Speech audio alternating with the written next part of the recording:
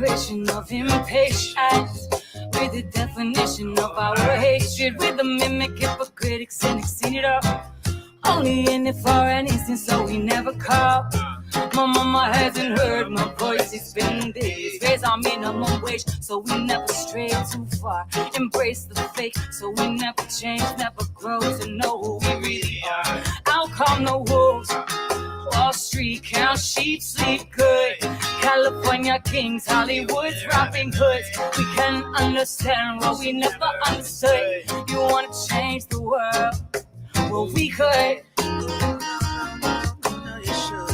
You wanna change the world? Well, we could. Here we go. You wanna change the world? Well, we could. We see government like it living and it breathing. We pay the taxes for the ceremony feeding. And we the people get everything we believe in. We fund the war, but fuck the land we really need in it. What if we love her in return the way she loved us? What if the earth was a temple and not above us? Like something every human that lived among us. Love as a mother, a daughter, a son. What? We are the one to make it different or to see now. Every day we make the choice of who we pay now. And if it's war that we choose, she cannot trust us. We separate from all that loved us. Yeah, we could.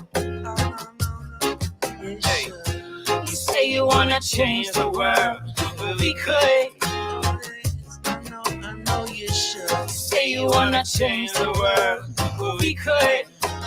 Got us so high, so you might as well should. You say you wanna change the world, but we could. It's all yours, so to take it. Oh, you wanna change the world, but we could. There seems to be something lingering deep inside. This peace, love, and unity you never seem to hide. It might as well be real into these days. It's just this thing we call, yes, the new age. There's no need to go ahead and run it hard. Oh, this one the thing that we got to love inside. Finally, we seem to see the change as well. Now we gonna save it all. We could. Oh, yes, I know. You say you wanna change the world, but we could. I know you should sleep.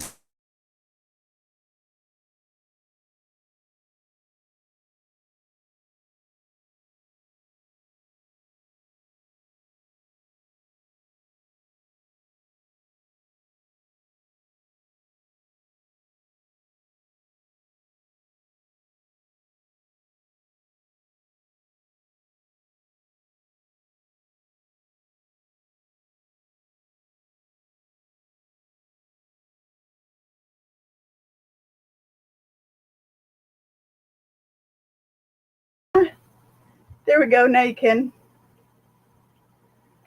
And yeah, I feel like crap. I feel like I look.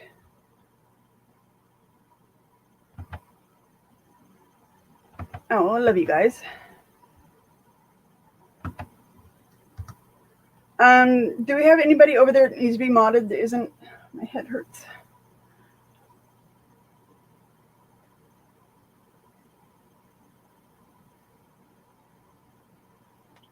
Clash, good to see you. I've been worried about you. You know why.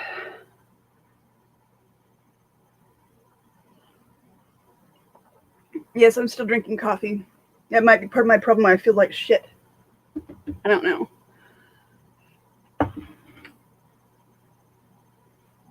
I guess I don't need that. So, I love you, B. I haven't seen you in so long. It's depressing. I'm gonna come over here to where I can see you on the YouTube thing, because it's, I don't know, confusing. I'm confusing. I have a lot to fucking say. And some people probably will take a walk on me. I can't say that I blame them. I'm not sure if I would take a walk on me or not at this point in time. But I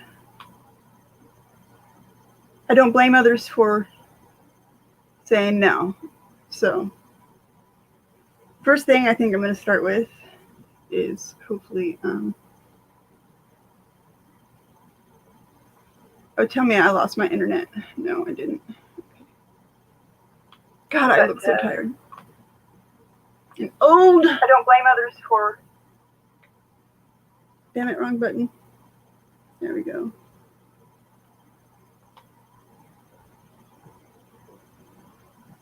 Yay! I love you guys so much. Seattle fucking Judy. Holy shit. Oh my God, I almost put you in timeout. I actually have something I want to share with you guys. I'm going to get that pulled up. I guess I could have left the music going. The music that I had on earlier, that was a Leilani Wolfgram, and she's an amazing artist. She's still kind of on the indie side, but not quite. But she's releasing about one song every month. And she's amazing. And she, especially those of you who have a lot of darkness in your past, her music will fucking speak to you. What the hell? I should have had this all ready to go, but I got distracted by packages. And, you know, I like presents. I got some presents. I got some rabbit fur. Please don't throw blood on me. I got some cowhide and some rabbit fur, and I think I just heard my dinner pull up. I don't know.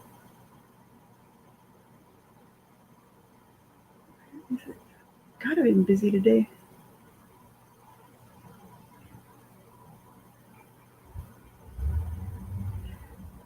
So, did you guys hear about the TrueTube thing? TrueTube thing. And the Auditor Summit on the 3rd. Because if you haven't heard about it, well, you should be hearing about it. If you guys know Fick has something up on his channel about it. So does Otto, I think. I know that I posted some stuff to Facebook and to Twitter just to get the damn thing rolling. Holy crap.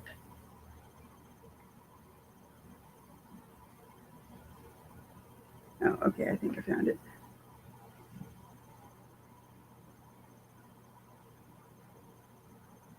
Yeah, I think I did.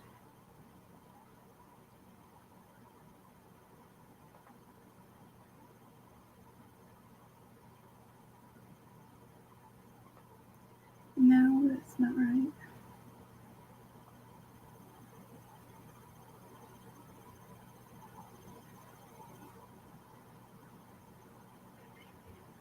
Here we go.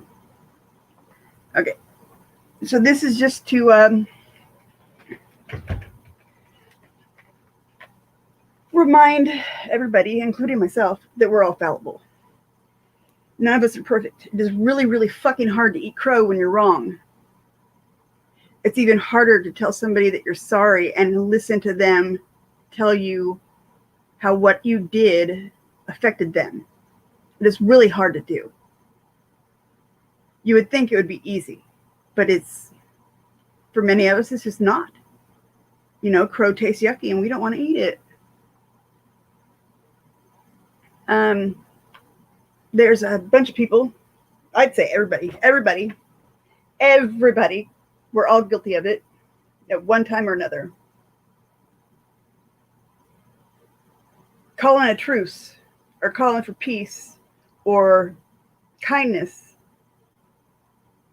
when we were in fact the one who was starting the bullshit to begin with.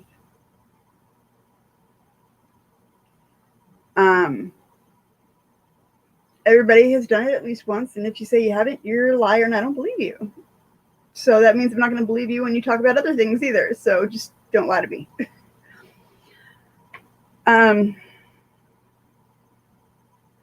So people who do this on a consistent basis or will say things to you to provoke you, but also word it in a manner where they can say, oh, well, I was just joking. Or, well, I was just speaking logically. I was trying to leave feelings out of it. But then within 5 minutes, they're going right back to it, or they're trying to play victim on you because you were mean, or because you reacted to the way they were being, which was inappropriate. You know, there's a name for it.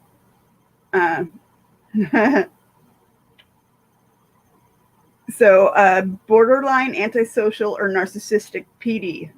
Okay.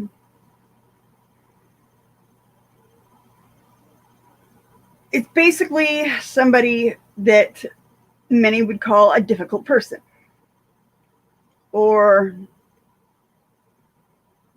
a chaos creator, or a crazy maker, because they do make you think you're fucking nuts. Because you're certain that this happened. They said and did this, but they're so fucking good at manipulating people that even if you showed everybody a video proving it, they're still going to, like, the majority is still going to take the side of that manipulator, that narcissist. So I guess what I'm saying is, before you go calling for peace and wanting somebody else to shut down their shit, maybe we need to start owning our shit and leave them to owning their shit on their own, because how dare anybody try and have power over someone else? Own your shit. I'll own my shit. I'll listen to you tell me about how bad I hurt you, or frustrated you, or scared you. And I will give you an honest apology. Or I'll tell you to fuck off because I'm grown. But there's this toxic disgustingness that is fucking gripping all of us right now. We're frustrated with the government. We're frustrated with each other. We're frustrated with ourselves. Some of us haven't had a shower in 2 weeks. Some of us haven't bothered to clean our house in 6 months. Some of us haven't literally stepped outside their door in that long. That one would be me. Yeah. And like, my first outing is totally going to end up being like on a plane somewhere or some shit, and I'm going to freak the fuck out.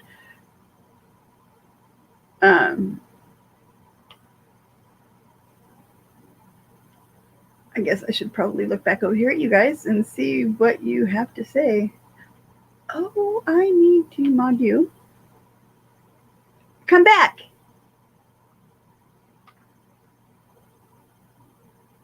I love presents. I really do. I think presents are awesome. Oh. I need to mod you. If you're not modded, please say something so I can get you modded, so that, you know, nobody tries to be an asshat.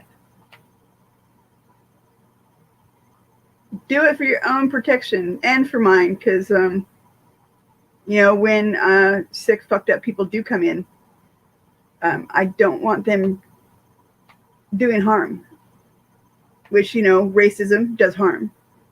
Hatefulness, instead of attacking someone's issue or the subject matter, attacking them personally or just being foul fucks. There's no reason. Like, I shouldn't have called them foul fucks right now, but they're imaginary people at the moment, so I get to. God, I got some really fucking badass people in here. How did this happen?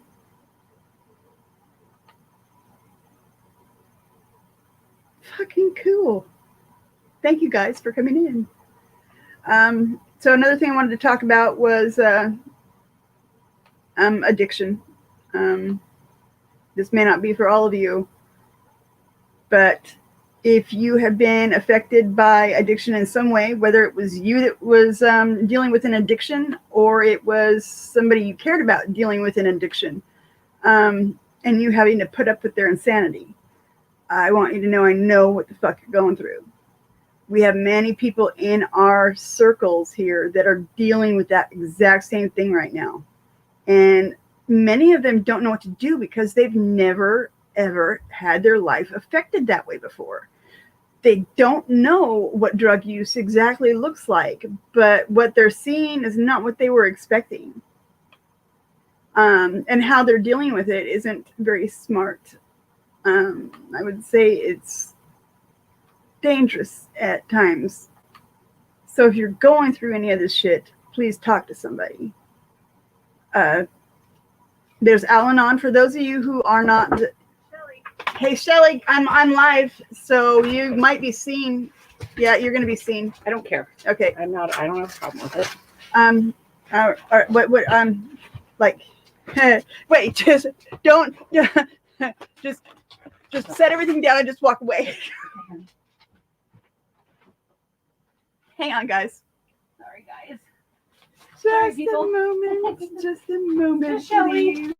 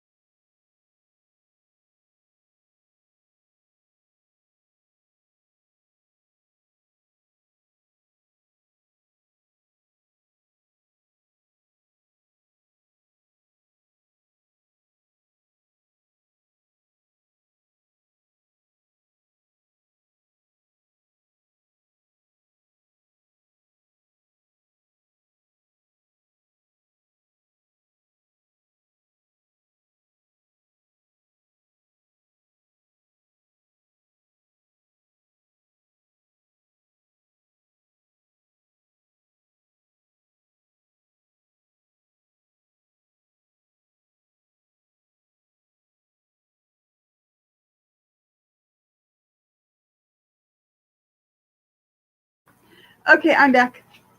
I'm sorry. My bad. Oh, what the hell?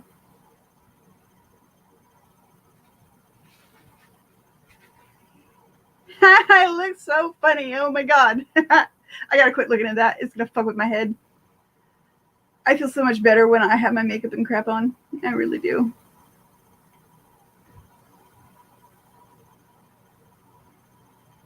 It's not that, Shelly. I'm all Bellerin. I got another box.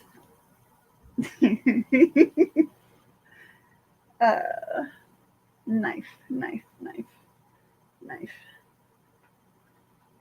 Didn't get put back in the holder.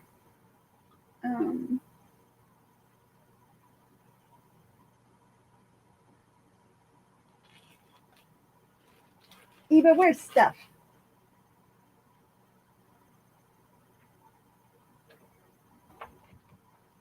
There we go.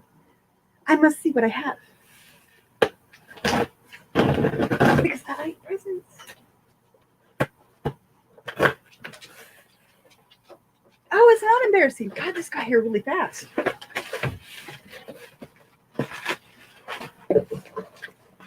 A box in a box. What do you guys think?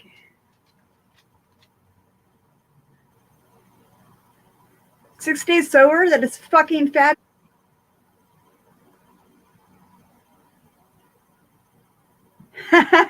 Yeah, I really do need to get out of the house. Planned. I was supposed to book a flight today, but I'm like freaking out about it, so I didn't. Oh, what did I do? Oh, that is I don't know, live cream. And then there's like I got some country artists up there, and I've got some Jimmy Buffett. There's my Jimi Hendrix right over there. My walls are now covered in my records because shit gets ruined when it gets all wet and gross. Now I have a lighter.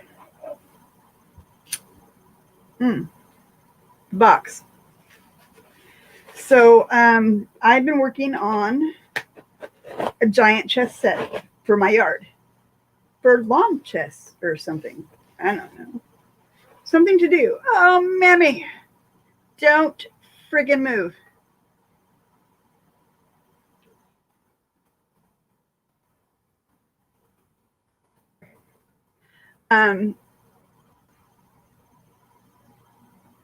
And the easiest way to do it, because there's like so many pieces, like the same pieces.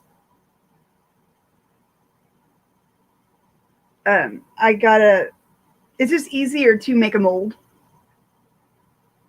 And so that's what this stuff is for. It's silicone.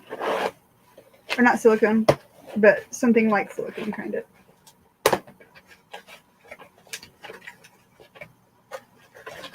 But I have the comms that I need to finish working on. And I ran out of silicone, which is what I used for the first few molds that I did. And so I got some more. And these are way smaller than I thought they would be, but that's okay. Because they still didn't cost all that much.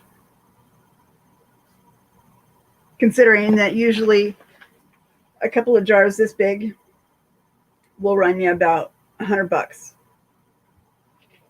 So, and yeah, I know I smoke and I need to quit, but I ain't gonna. Not today. That's my dog.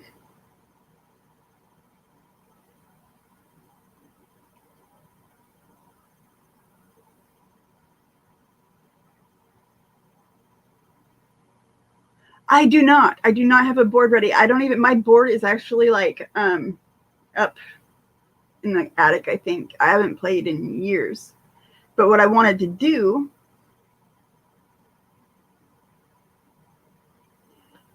I did know that, but you know what? They've jacked up the prices on that too.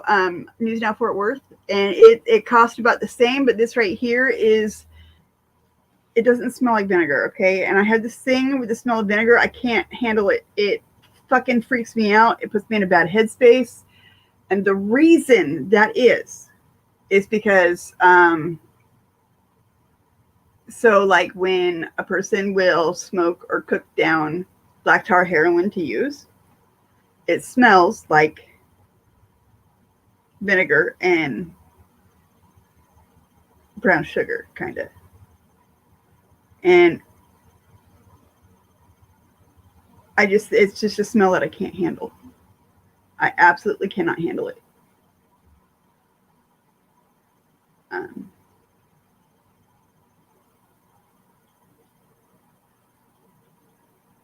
George Floyd was,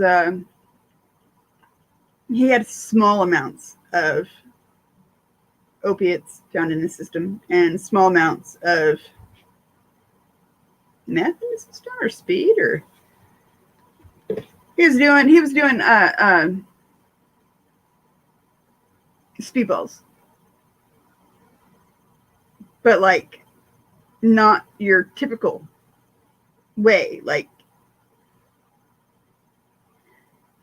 in my opinion, I think he was dealing with some physical pain, but because the pain medication made him tired, he would just combine the two so that he would still be able to function normally. I know normies are not going to understand this. Some people who have been on medication like Oxycontin or Percocet or anything like that will understand what I'm saying, but may not have gone that far. I was doing like an ounce a day at my worst. An ounce a day into my veins, not like smoking, like an ounce a day. I should not be alive. Matter of fact, I look pretty fucking dead. But I might be a little big.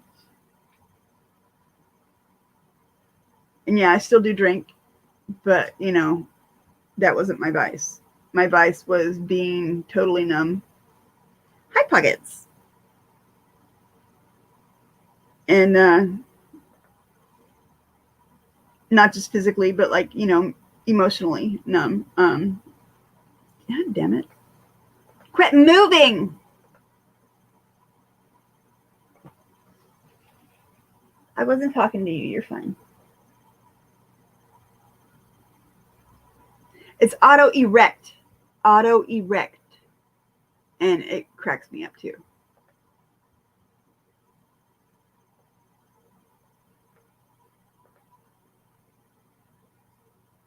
Fentanyl will kill you.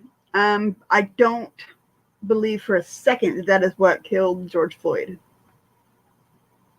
Just because of the amounts. Okay, again, I was doing an ounce a day of heroin. I weighed 107 pounds if I was lucky.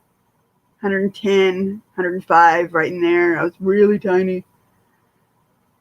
And like I was really tiny before the drugs too. Don't ask what happened. I don't know. That is right. I sure have. I have 11 years clean now. And I'm still scared every day that, you know, I'm going to get the fuckets one of these days. And the right person is going to cross my fucking path. And it's going to be all bad. That's why I don't like taking pain medication. I still have pain meds from my prescription from like 3 years ago sitting up here. I don't want to throw them away though because I might need them. But I don't want to take them either. I'll lay here and suffer for days.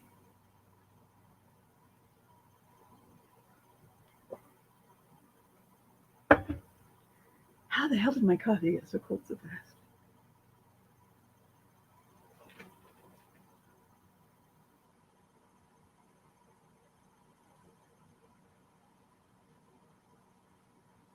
Yeah, and I would say that my life is anything but normal. I mean, because of my drug use, I have to use aids to get around physically. I mean, you know, I can't leave my house without my fucking wheelchair. I can't. I just can't. I can't even get out of my fucking yard without it.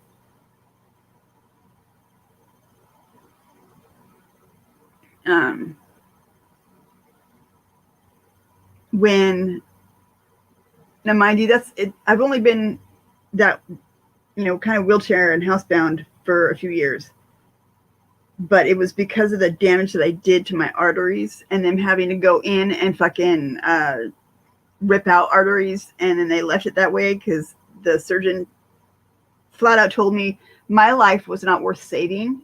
And had it not been for legal reasons, he would not have saved me. But he saved me. He'd be damned if he was going to have to fix me.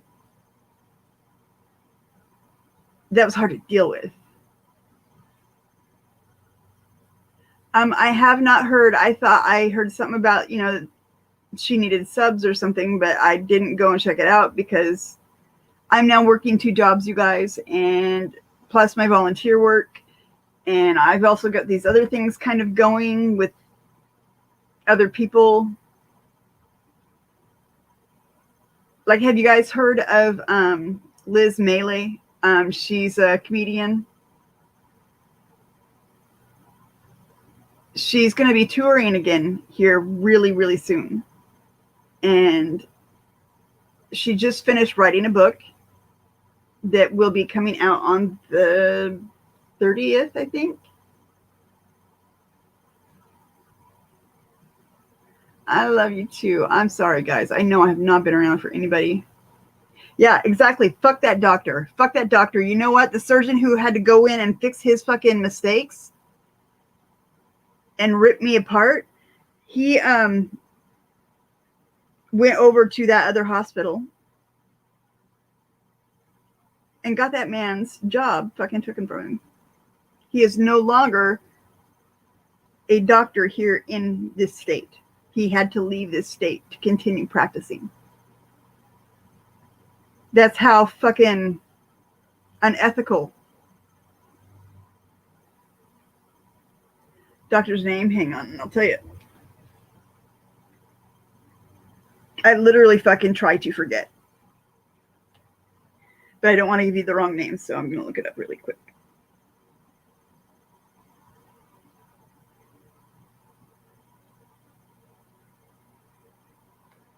No. Where are you? I didn't see you. Are you hiding?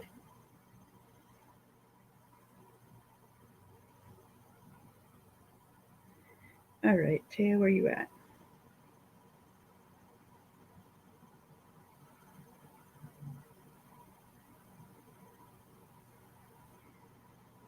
I talk to way too many of you guys every day, you know that?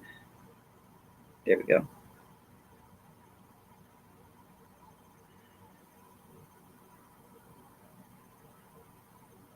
Fuck, my head hurts. Oh my god.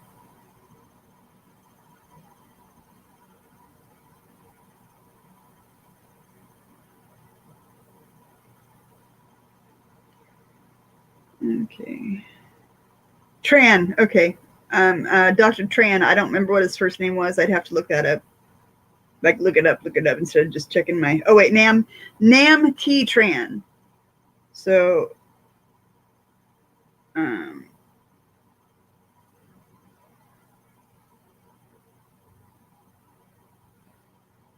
I'll type it. I don't want to accidentally give out somebody's phone number. Oh, there you are. I see you.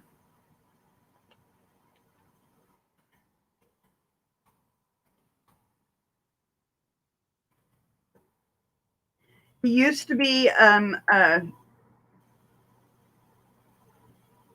vascular surgeon in Harborview Hospital. He is no longer. He's also no longer teaching at the UW either. I don't know where he went. But yeah, he's a liability, let me tell you.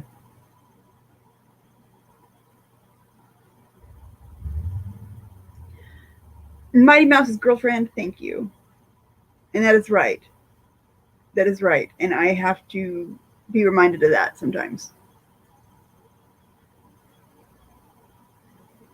It is killing me. It has been killing me all freaking day.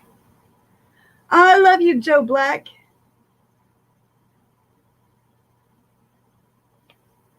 If anybody would like to come up and speak, you're welcome to. I just wanted to get those few things off my chest. Mention. Oh, I should probably play those. Here, I'm going to share something with you guys. As soon as I figure out how to fucking do it. I haven't been on here in a while. I'm super confused. Come on, pull up. Downloads.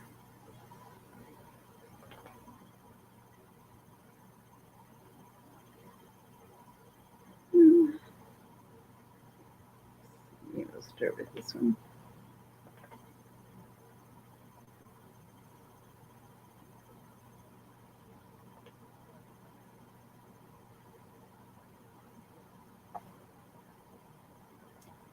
God damn it, Jimmy. Hello, no. My name is Taya, and I'm the host Taya, of the shut up. I just told her to shut up. Eva, you shut up. Dude, stop. For real. Video file.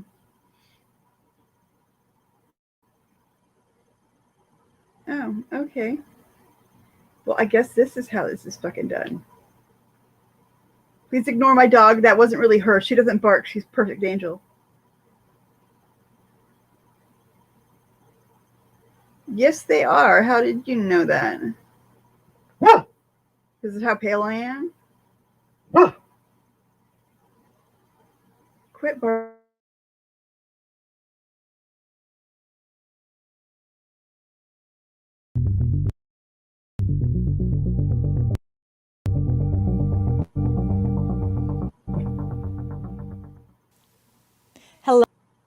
Hello, my name is Taya Graham, and I'm the host of the Police Accountability Report. I wanted to let you know that myself and my reporting partner, Stephen Janis, will be hosting the first ever Auditor Summit on TrueTube. So, Are you guys getting what's an audio Auditor on your Summit? end? Well, it's an opportunity for us to discuss the multifaceted phenomena of cop watching, government accountability, and citizen journalism that occurs every day across the country. We'll be joined by a variety of auditors and cop watchers who will discuss why they do what they do. And we will also talk to guests who have been the victims of police brutality who will share their stories and how it's affected their lives. So please, if you can, join us April 3rd at 7 p.m. Eastern Time for the first ever Auditors and Cop Watchers Summit on TrueTube. I promise it will be a fascinating discussion about topics that are more important than ever. See you then.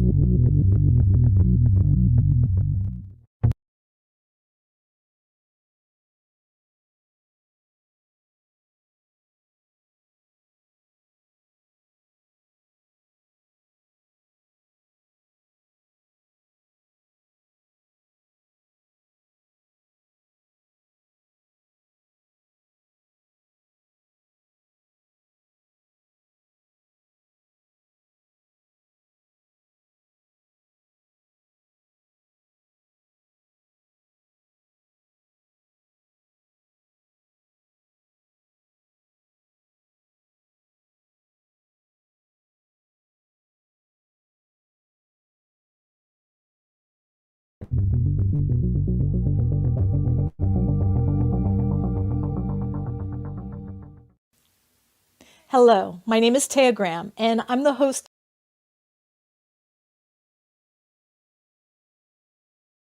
to let you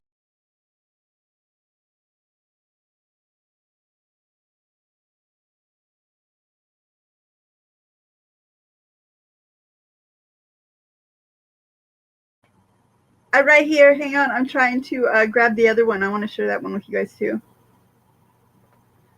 But I'm stuck on fucking stupid, I guess. I don't know.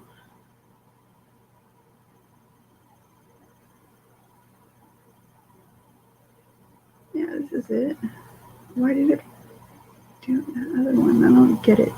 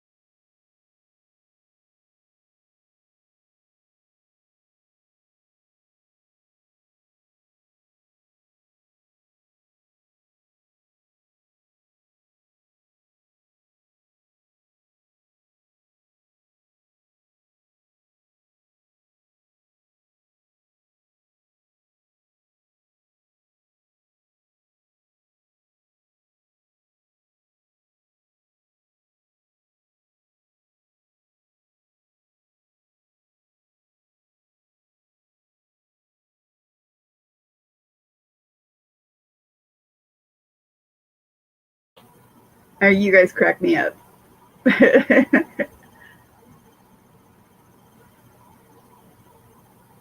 Oh God, what did Oregon say? I must know. Dude, my thingy is all out of sync. Like if I switch over to YouTube, my oh, now it's not. Now it's in sync. Never mind. So YouTube is that narcissist that makes you think you're crazy. I want to see what he said. Damn it. And you shouldn't have to. You tell them I gave you the fucking day off. Oh my God. I get it. Oh God damn.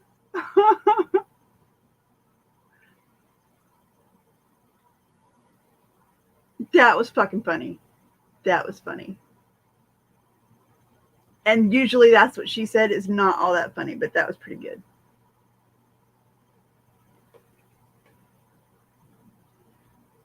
Okay, there was something else that I wanted to discuss, I think. Oh, hey, so there is a channel. Hang on, let me get it.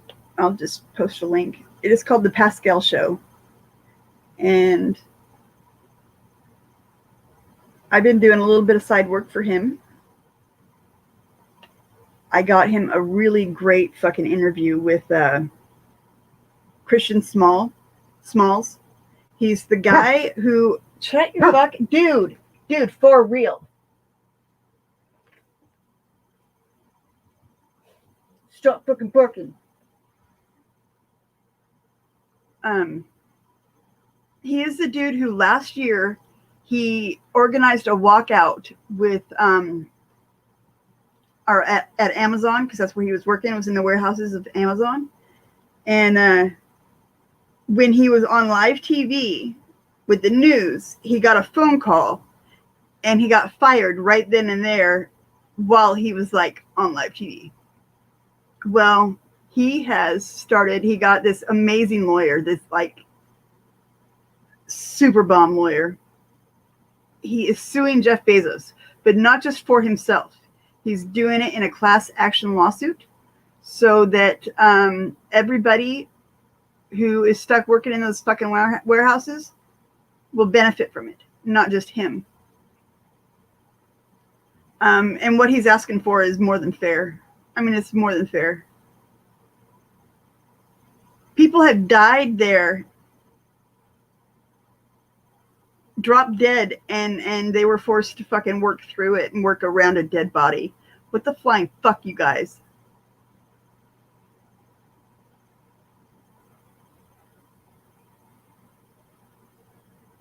That's right. This did not come from fucking Amazon. Even though I do order some stuff from Amazon, but it's at this point in time, I mean, I don't have another option. Not one that I can afford. And even then, fucking, they're doing the same thing Walmart did, and they're jacking their fucking prices up. It's bullshit, and it's doing harm. It's hurting people. But yeah. Oh, so back to the Pascal Show. I will get you guys a link. Some of you are going to love him. Some of you are going to hate him. He does do more than just serious talk. He does a lot of entertainment talk and stuff like that. But he's real with his thoughts and his opinions. He's respectful with them.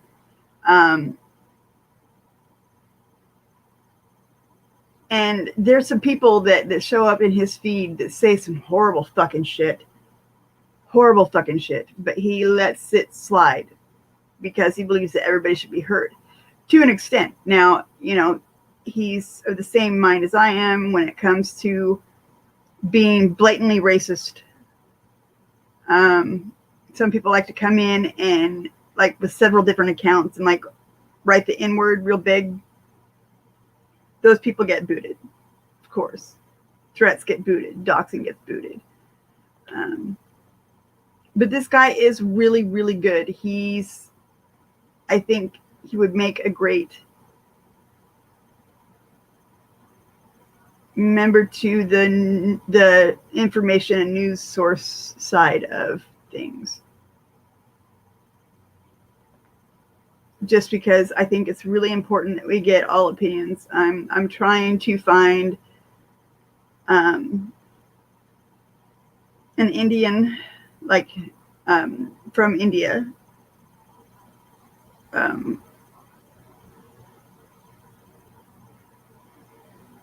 still need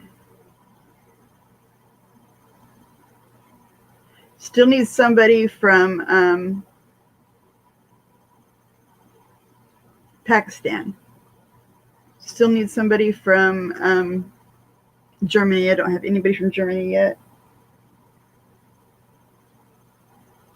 I need someone from Inner Mongolia. So if you happen to know anybody in those countries that are living there now, I'm trying to put together kind of a network of people from different countries who can share with us what's really fucking going on. Because there's nothing better than hearing it from the horse's mouth or someone who saw it or is living it. Because what we find out here is not fucking the whole truth. Just like what we tell people, and when I say we tell people, I mean our news media, what we're telling other countries and shit is not the fucking truth. I really think that TrueTube could be an amazing way of giving us a choice. Like being told the truth about politicians and what they're fucking up to and what their true agenda is without a bias would give us all a choice. Because right now we don't have a choice. We're lied to the point where, you know, it doesn't, whoever we vote for, it's the wrong fucking person. And we are never going to be able to vote for the right person until we get some transparency and honesty from our fucking news media. Which means, you know, not waiting until the perfect moment to release this piece of information or that piece of information because it'll benefit one side or the other in their campaign or benefit them because of a lawsuit that's going to come up, you know. The media is dangerous, just as dangerous as the fucking government. All news media will lead the narrative like leading a horse around or a dog around or a child around. They're taking that information where they want it to go, in the manner that they want it to go in, instead of just letting the truth speak for itself. You know how, like, we will play videos of, here you go, decide for your fucking self. This is what happened. Here it is from all angles. What do you think? What do you see here? That is truth and transparency in fucking journalism, basically. And what we get from CNN and we get from Fox News and we get from MSNBC and the fucking Weather Channel, it's all guided by a agenda. So they're going to tell you this, but they're not going to tell you that. They're going to tell you this in this certain way, with a certain tone, to lead you to believe that this is negative when in fact it is not, or that this is positive when in fact likely that's going to be the cause of your fucking death. I keep meaning to copy this and come over here and like do things and stuff. Here you go, guys. Here's the Pascal Show's link. That'll take you to his page, and then like the first video that you'll see underneath his home page thing I'm going to do is an exclusive interview with Roy Jones Jr. that he did a few months back, which he did an exceptional job on. He did a great job. The video with the guy from Amazon That was this past Monday, I think it was. I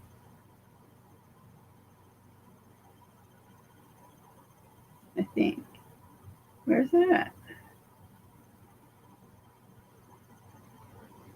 But he's very, very interactive with his audience. Very interactive with his audience. I really appreciate that too. It makes a huge difference because he wants to hear what you have to say. He will take time out of his segment to have people call in and just voice their opinion instead of ranting about it over in the chat or whatever. And he lets his guests speak for themselves. He does not lead them to nothing. He does ask them questions. And he does let his people in the feed ask questions. That's, kind of the reason why people will call in. But he's a decent fucking person. He really is. He's from Haiti.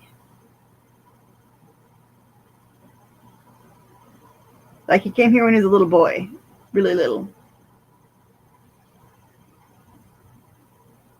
And so his experience is actually quite unique compared to most of ours here in America, because he, to be hated on because you're an immigrant and then to be hated on because of the color of your skin on top of it, that's like a lot of fucking hate for no reason. Oh, Northern went live. Damn it. Wolfie uploaded something awesome. Oh, Luke and his daughter sang Santeria. I really fucking want to hear this. You guys want to listen to it with me? I think you do.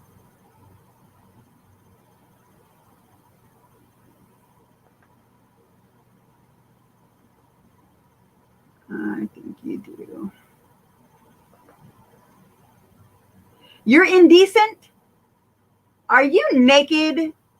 You're naked.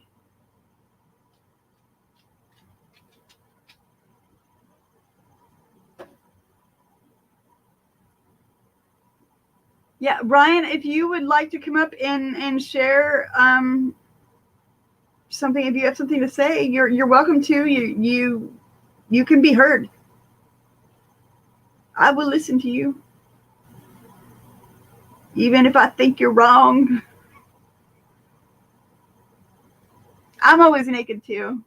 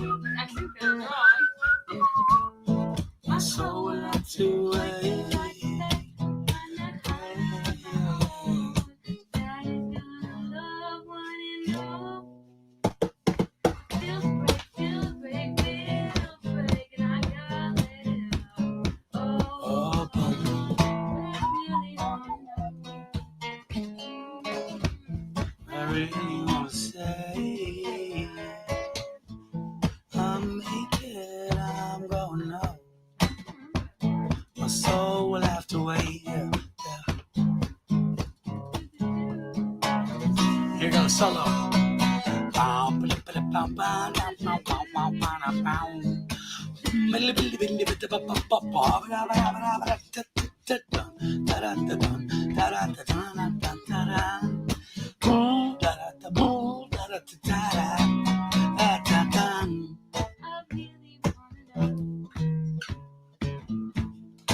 really want to say it. I make it up, I'ma know. My soul melts away.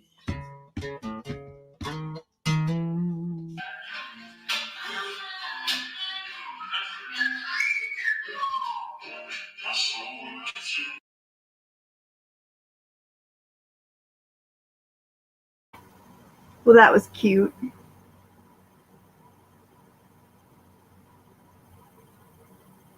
Oh, no, I agree with that. It does make no difference. The entire system is corrupt and everybody in it is corrupt. All of them. Even the ones who started out with good intentions, they sell themselves out piece by piece. And within a couple of years, they've sold out and they are just as corrupt. I firmly believe that. But the thing is knowing the whole truth about people and their agendas, knowing exactly how this person or that person voted and having the information easily accessible and talked about on our news media with honesty and with transparency is what I'm saying. It would give us a choice. Right now, our choices are, this liar or that liar. Take your fucking pick. But if the news media did their fucking jobs the way they were meant to be done, by being non-biased and just telling the story, telling the facts, and that is it.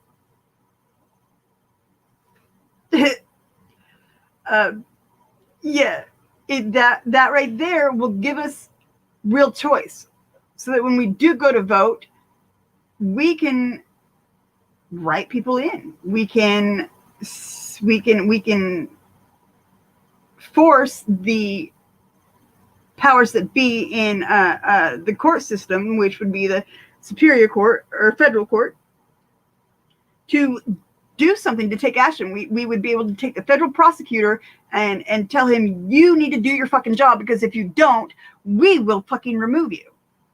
We have enough here to send you up in front of a fucking tribunal and you're going to go to hell for life. I don't know. Whatever.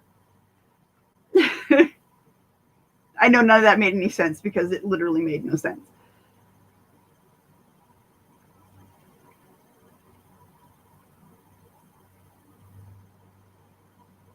The lesser of two evils is stupid. I want no evil. And yeah, you're right. The lesser of two evils in your eyes is going to be determined by what side you are on yourself. But the thing is I'm a firm believer that if nothing but the truth came out about all these fucking people that we've elected to rule over us, before we have even made a fucking single vote, we would have those people shut down in a fucking minute.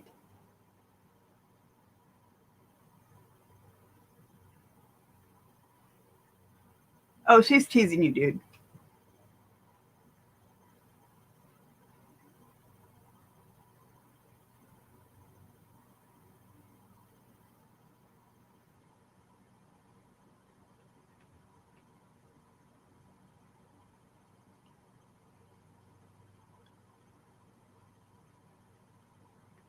I agree. It is a huge problem.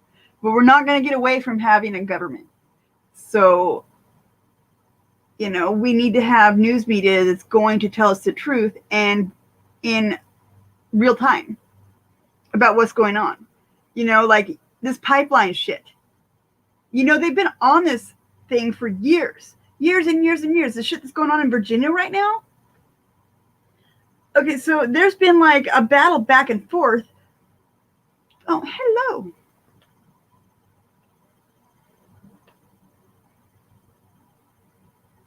Yes, I agree with that.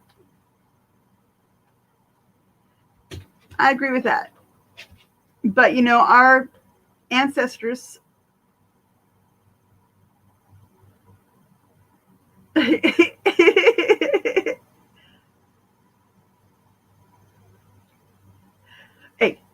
go back and look at some of my videos, you guys, like in the comment section, like the more recent videos. There's a new pinned comment on the top of some of them, and it's some asshole from the Pascal show who is just a racist fucking prick.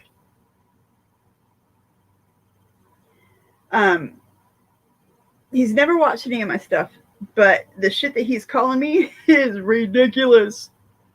If you guys want to attack him, feel free. You know, I would probably run for something local, but I would never run for anything big because, again, everybody is corruptible at some point. And yeah, those same pipelines, but you know, like they're like, they've destroyed the bayou now, you know, and Virginia doesn't have a really great track record when it comes to ecology. So, you know, they'll burn all the coal and fucking throw pig shit in their rivers. And sorry if you're from Virginia, but you know, look at DuPont and fucking Teflon. Look at what happened with that there. Killed so many people. Oh God, I don't know. I do not know. But sure it's a lot.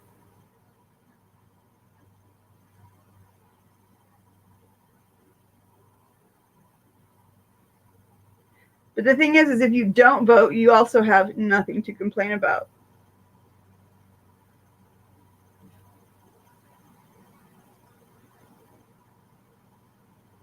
I would. Uh-oh.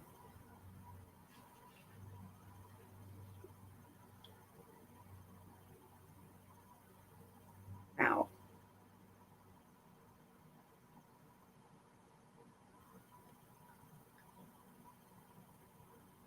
Oh, wait, what?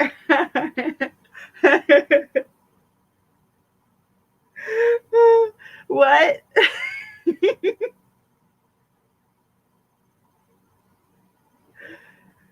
I think that's Pinky in the Brain that's trying to block out the sun. I'm just saying. I'm pretty sure that's who's doing that.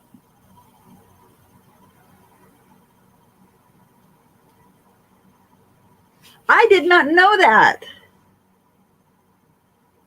Like, what all does he own property-wise?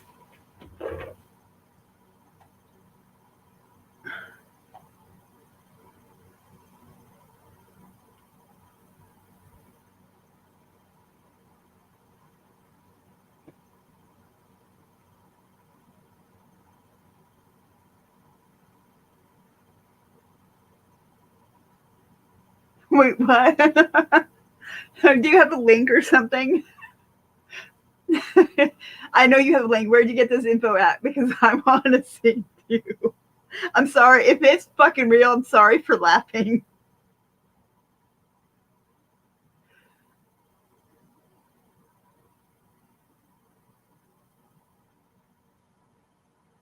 Yes. I saw that video. That's fucking fucked up, B. That is so fucked up. Is he doing it right now?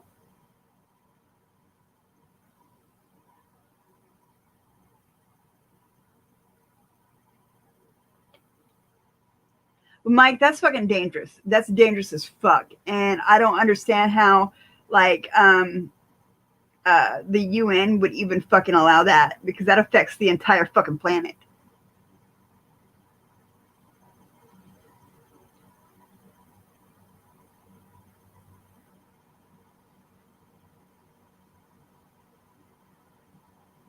Right, yeah, I do need some more subs, because fucking I was at 1,000. I don't know, a bunch of people must have left because I didn't go live for a while.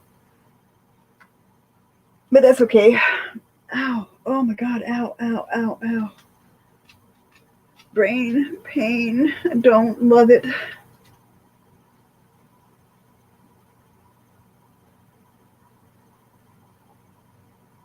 What the fuck? So the guy is working. He's doing his fucking best.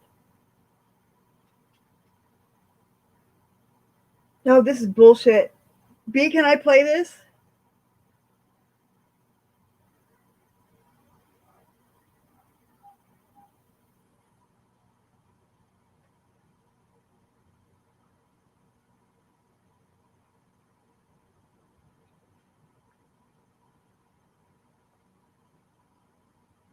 For real. B, can I play that? I'm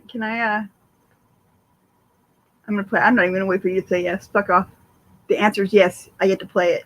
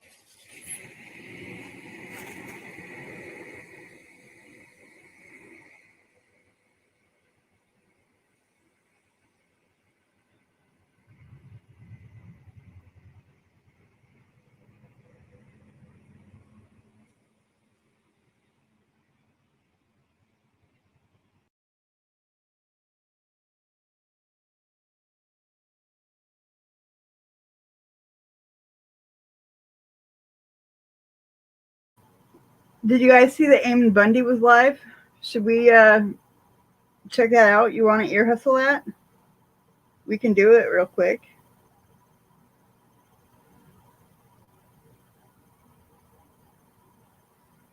Mike, I would love to hear that one of these days if you're ever comfortable enough to go. You don't have to show your face or anything. You can just put like an avatar picture up or whatever. And just, make sure that you're sharing it as your opinion and make it clear that it's your opinion or whatever so that YouTube doesn't take the video down and then it's pointless and nobody gets to hear what you had to say.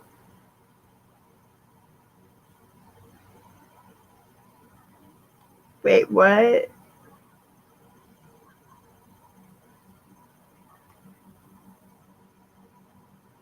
Do I sound like a robot?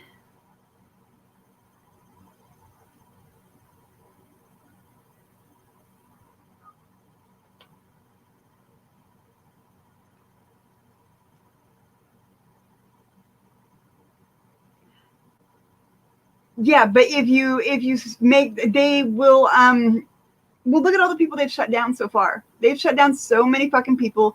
It is ridiculous. Beyond fucking ridiculous. The Free Thought Project, and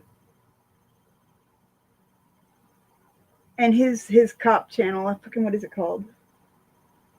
Policing the Police or something like that. What else? I know there's been more than like 2,000 people that have been either totally taken down or are in like social media jail of some kind or another across YouTube, Facebook, Twitter, Instagram. Not Periscope, but something else. Well, thanks. I think you guys are fucking awesome too. And me? I'm a tyrant? I'm not a tyrant. And my kids aren't here to say any different, so there.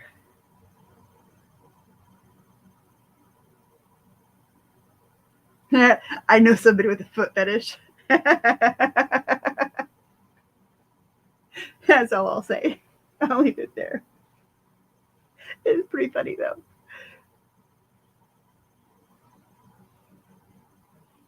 Oh, do they? Like on social media and crap? See, now I don't really know a whole lot about TikTok. I didn't know people were getting fucking censored over there too. But that's the whole point in TrueTube is people not being censored. As long as you're citing your information and you're not talking out of your ass, literally, you know, as long as you're not telling blatant lies, it's going to be considered news and it's not going to get taken down. You're not going to get fucked with. See, I'm not familiar with Parler either. I know that's one where you have to like show ID to become a part of, and so I don't, you know, they can fuck off. I'm not giving them my ID and telling them where I live and giving them my social security number. Are you fucking crazy?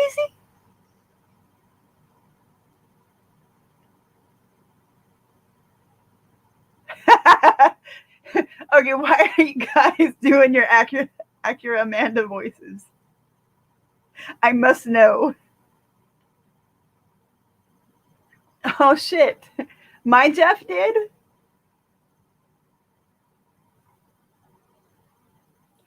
She is the foot fetishist.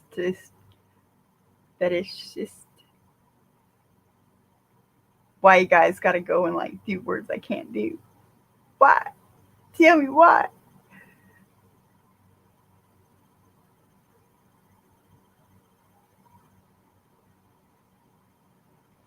Yeah, that's goddamn biscuit.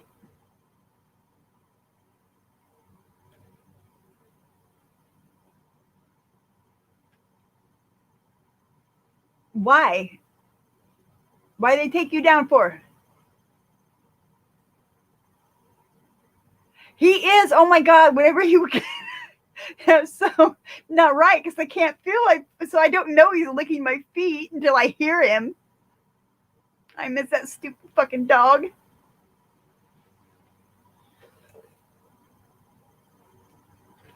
I want to make him old.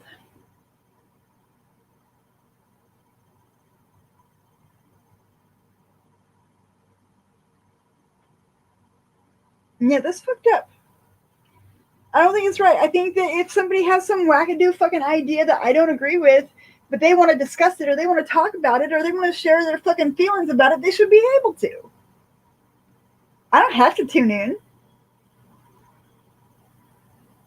So another thing I think is really stupid is when somebody tunes into a program or a live feed and it's discussing shit that they don't like and they decide to be, you know, hateful fucking cockbites. No. I want to make a mold, MOULD.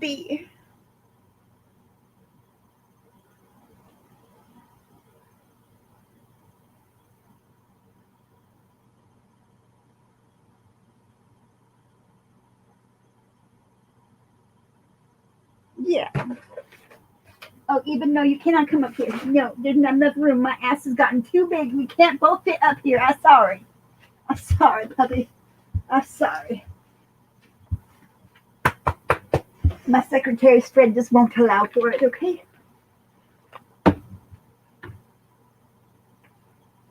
When we were doing the dry run for the 3rd, I was sitting right here in this spot, and the dog decided that she was going to get up here, whether there was room for her or not, right in the middle of recording. It was fucking ridiculous. Oh, you're done, baby. Oh, you're such a good dog. Yeah, you better move.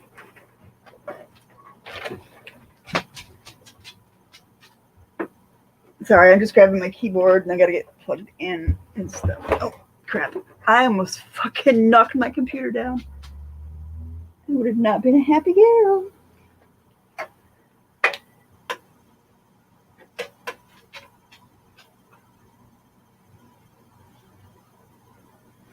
How is that bullying? That doesn't make any sense. Wouldn't the cop be the one bullying? Bullying. Why can't I say words?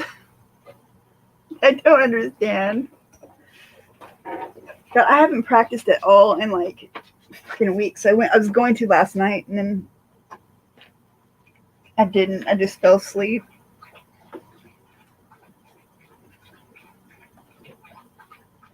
Yeah, that makes no sense to me at all, Desert Goat, at all. Just a bucket of fucking crazy.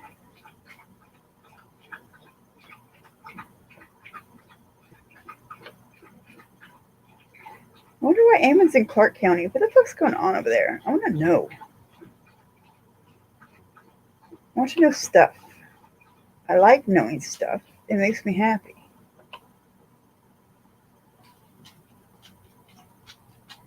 But I don't like knowing a lot about stuff. Just enough. You know. Oh, cool. It's just a short family that's in here now.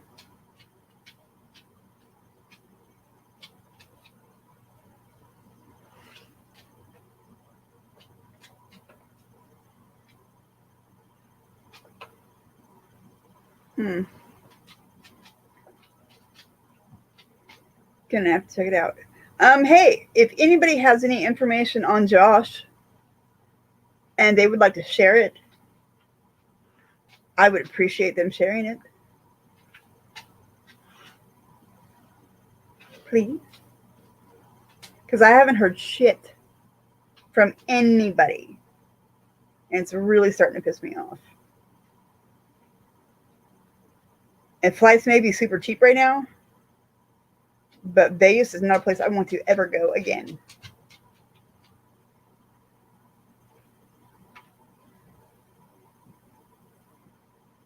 No, you're not going to go and play with the kitties. Fucking put it out of your head. You're not going to play with the kitties. Somebody want a dog. Her name's Eva. And she likes to take baths and stuff. So she wouldn't lay down. She's being really annoying. My place is too small for her to be annoying.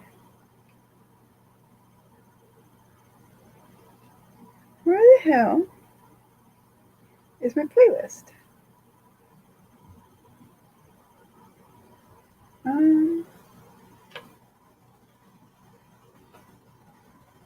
I don't know. I might turn on my camera while I play just because, I don't know, something that somebody said one day. Which I don't see why anybody would think I was faking it because I play fucking horrible.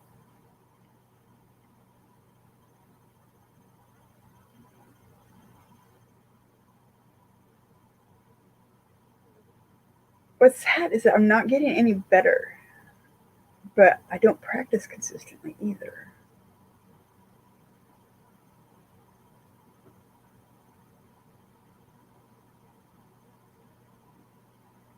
Inconsistency would probably fucking help a little bit. But I have so much going on.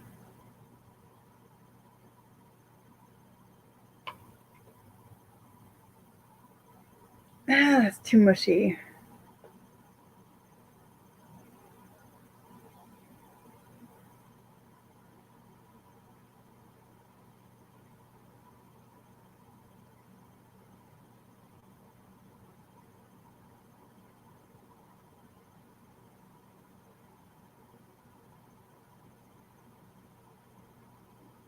Hmm.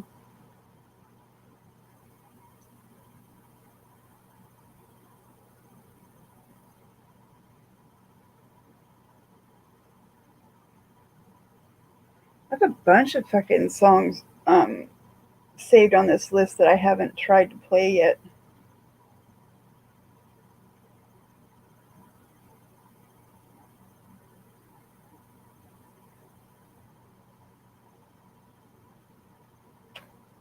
And I think I'm going to go with this one just because I kind of know it.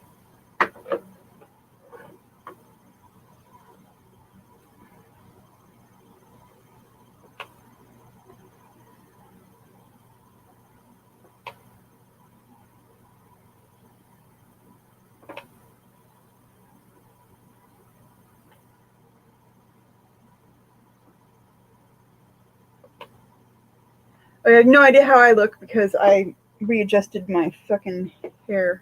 If I look like crap, you guys just lie to me and tell me I'm pretty anyway, okay?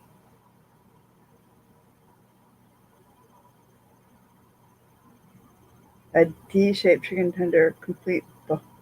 I don't know what that means. I really don't.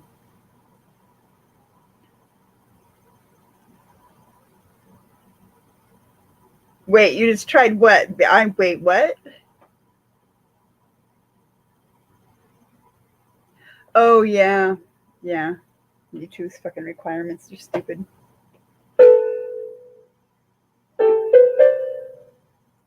Is that too loud? Is that too loud? Too loud?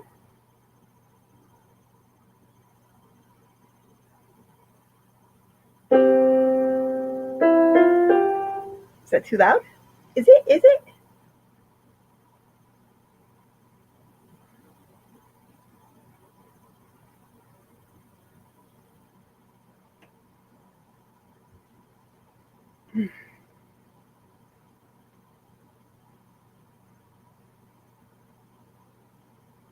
Oh, yeah.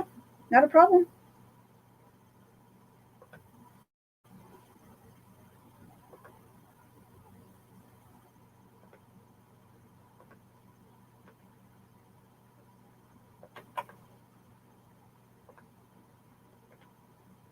There you go.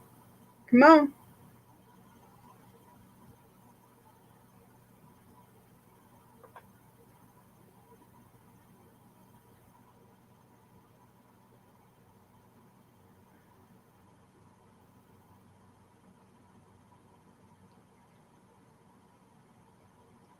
I do wake up this way.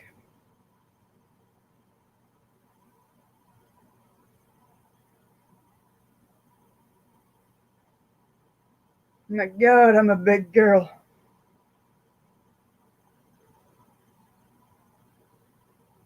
Biscuit's bad, huh?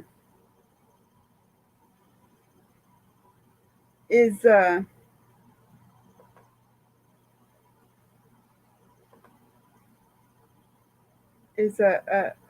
B coming up?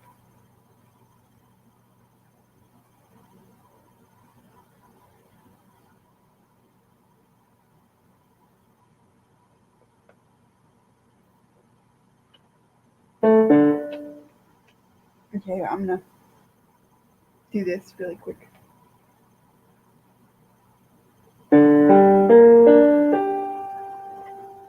I think this is the wrong one. It is. Okay.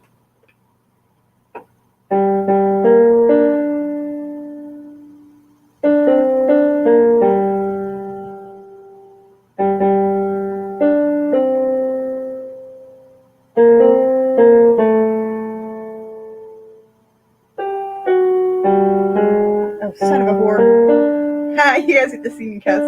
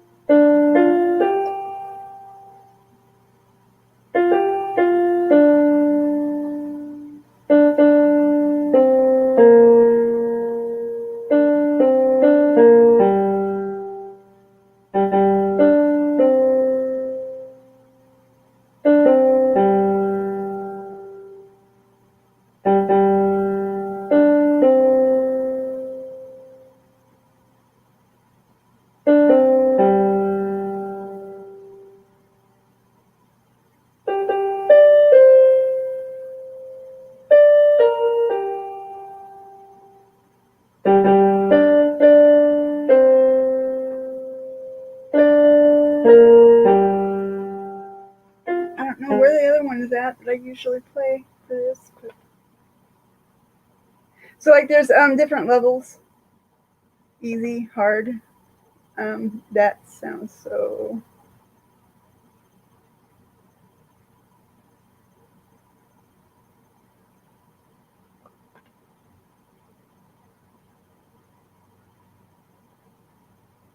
Yeah, I know, but I am uncomfortable in my own skin at this size. I really am.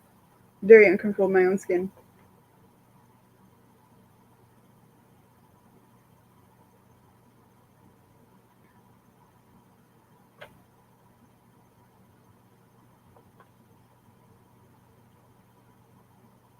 Fuck, I think I just heard my neighbor's voice. I love my neighbor. I do. She's crazier than pet mom.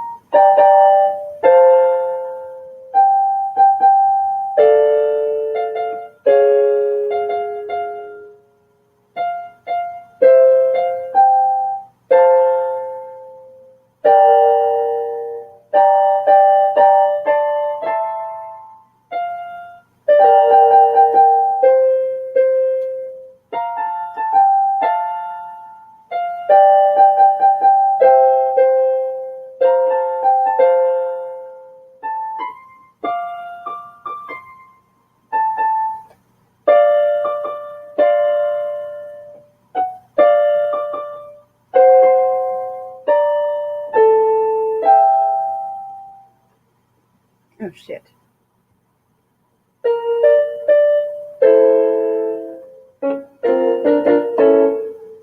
Yeah, I was gonna pound on it.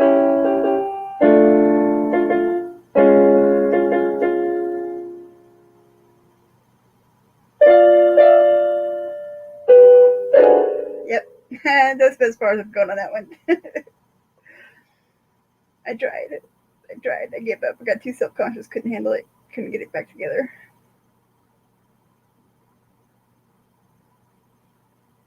My face is so itchy.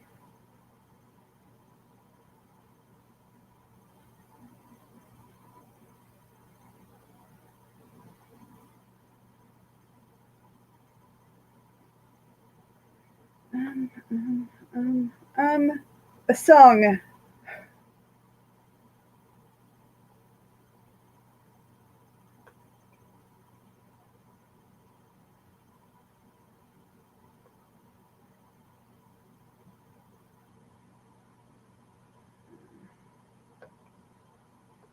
Come on now. Oh, you fucking bitch.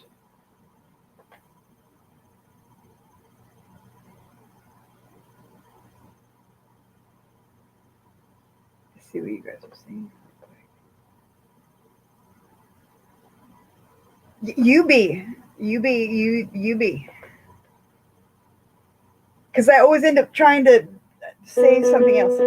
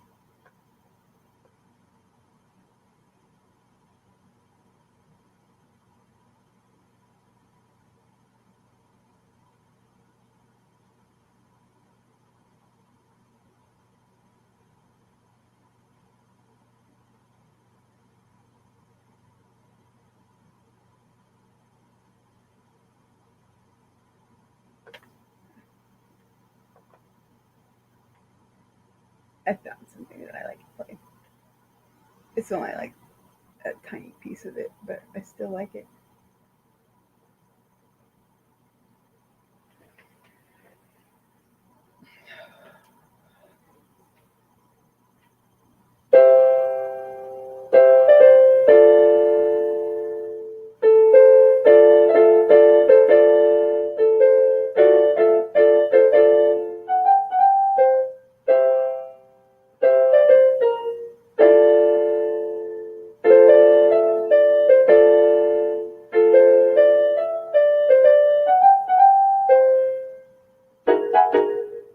That's all I know.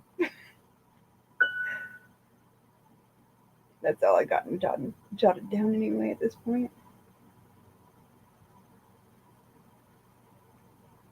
I cheat. I'll use AJ's guitar tuner to find out what something's like, what key something's being played in, what note's being played.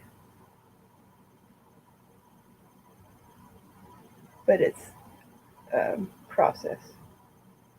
I know there's an easier way to do it. I just don't know how to do it.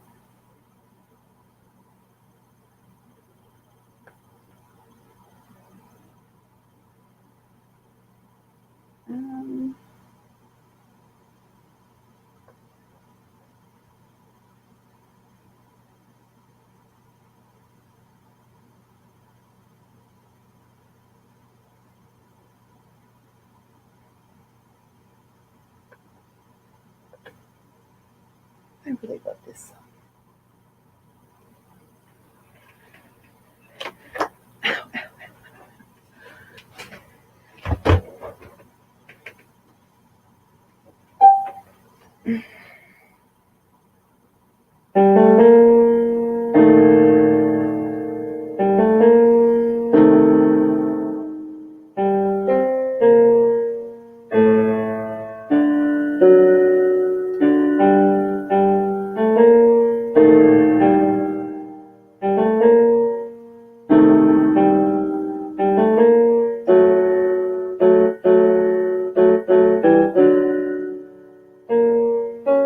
Shit.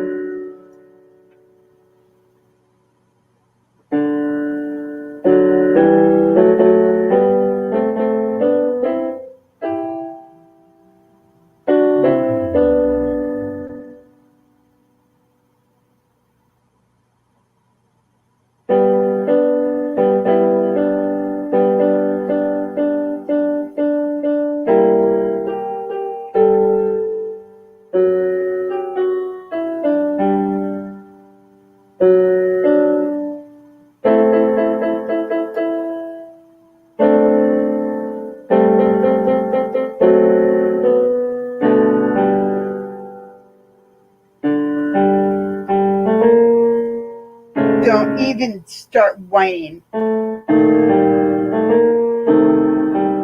She really hates this.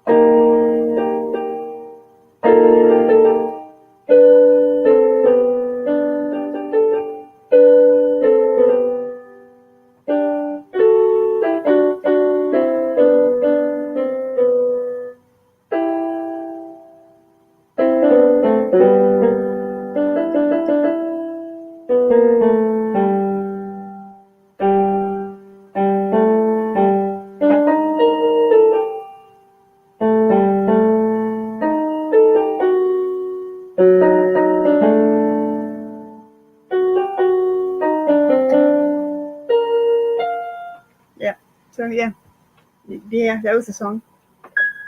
It was a song.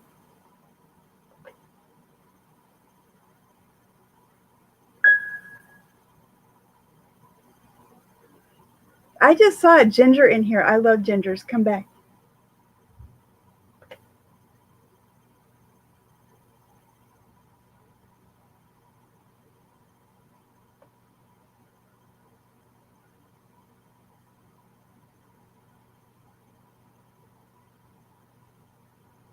Aw, you guys.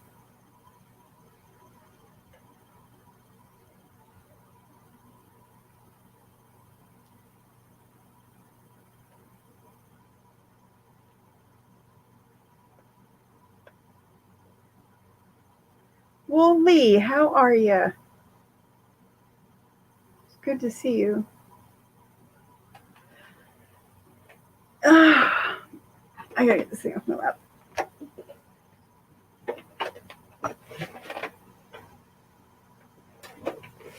You're fine, puppy.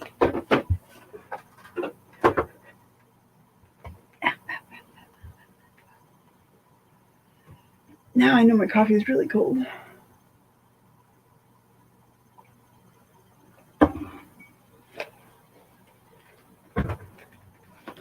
Ask your shoulder. But this ain't gonna work out well. Come on.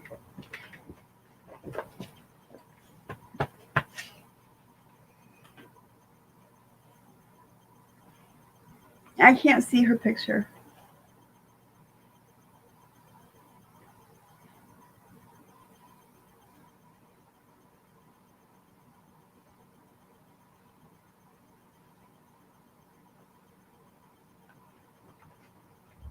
Excuse me while I get right up in there. Yeah, it's so tiny I can't see shit.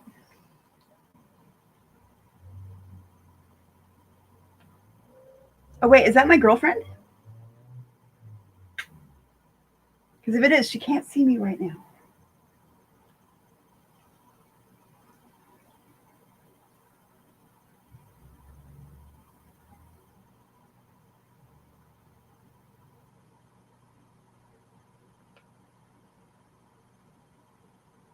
Ah, it is my girlfriend.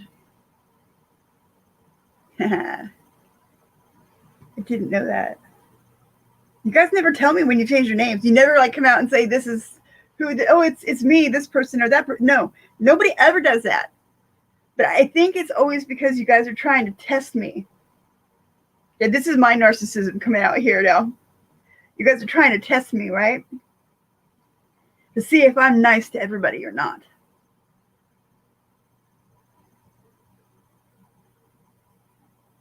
But if that's the case,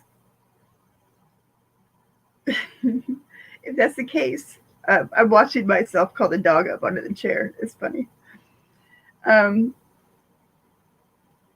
Hello, darling. It is so good to see you. I'm sorry that I didn't even recognize that it was you. I feel like a dick.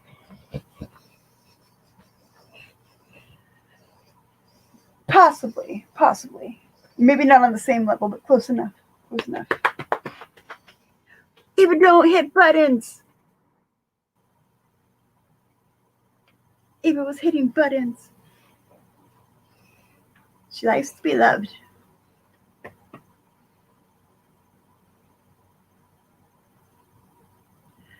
You know, I think everybody should be able to change their real name like whenever the fuck they want. This is my dog's butt.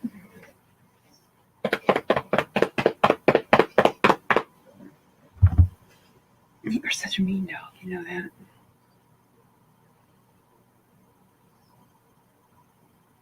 Oh, yes, I saw that. That was pretty funny. Yeah, I remember when you were just playing Davis Went. I mean, that like those ones are obvious, but I mean, when somebody like not only changes the name of their channel, but will like change their avatar, and they never really go on screen, and so all you hear is his voice. I guess for me, because I don't know if it's because I'm tone deaf or what, but Very few people have a unique voice where I'm going to pick it out and be like, I know exactly who the fuck that is. I think all Southern men sound the same. I think all Southern women sound the same. There's no difference between any of them. I think they all sound super adorable. Like, even when they're mad, I'm just like, oh my God, you're so cute. I'm going to pinch your cheeks. And I know that's kind of disrespectful, but it's just how I feel. Their accents are so fucking cute.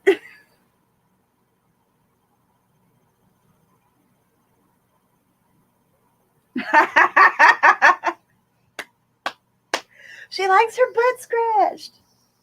She loves it. I'm so glad you guys can't smell her right now because she really needs a bath. Don't you? You do.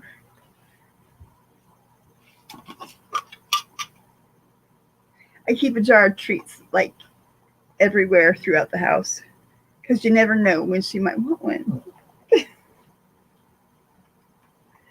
I used to have a thing hanging on the wall by the door, which is kind of painted like a like a phone booth.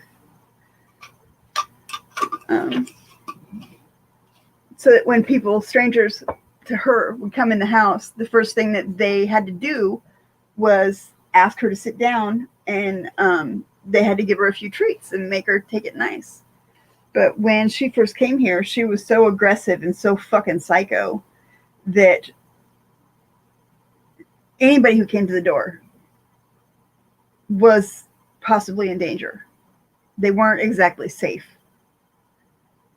And anybody who came and sat next to me, they were not exactly safe. And I would have to like go and put her in the bedroom or whatever. And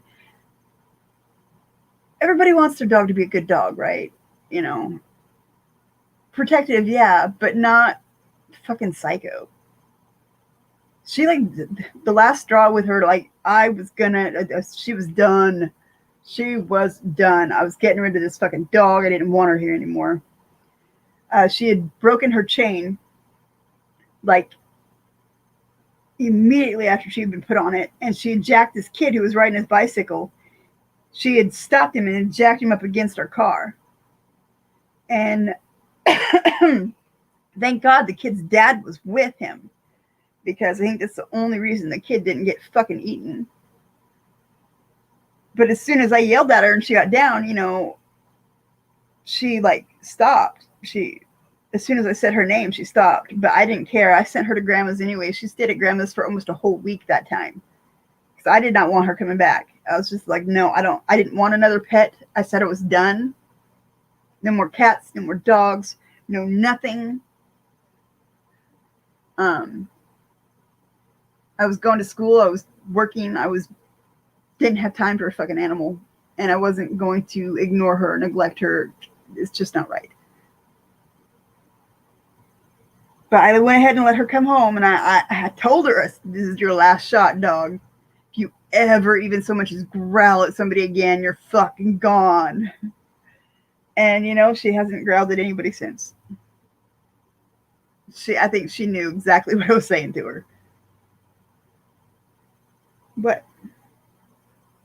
Is there a monster over there? She hears something. I don't know what she's hearing. She's like making weird faces. Oh, fuck. I need to salt my walls.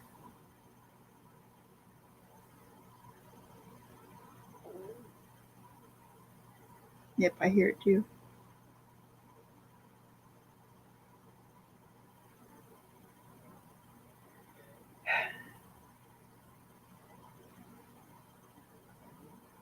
I'm sorry.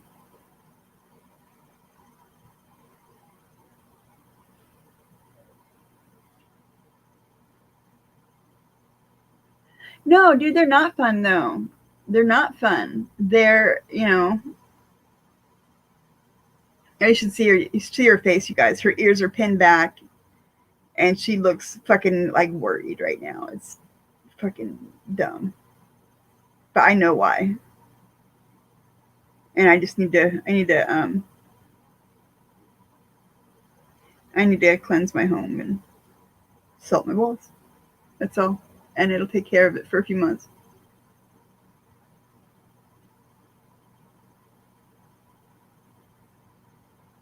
But if I wait another week to do it, I could probably catch some pretty crazy shit fucking on video. I wish, Wobbly. I wish that would be nice. We don't have those here. Like, I live in like a rural area, you know. We might get a shrew, but never a rat.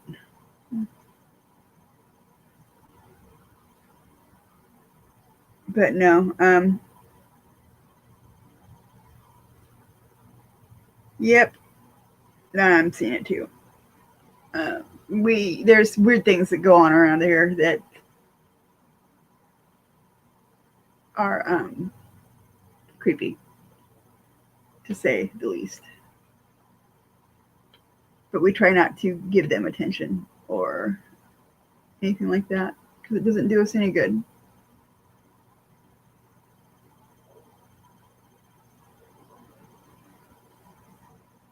That doesn't do us any good. So, hey, Wobbly, are you gonna go live and do like a are you gonna like play us some music or something?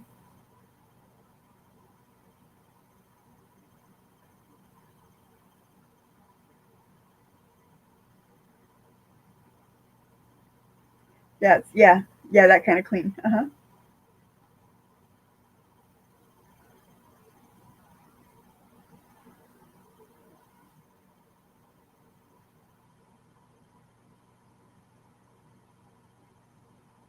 Yep.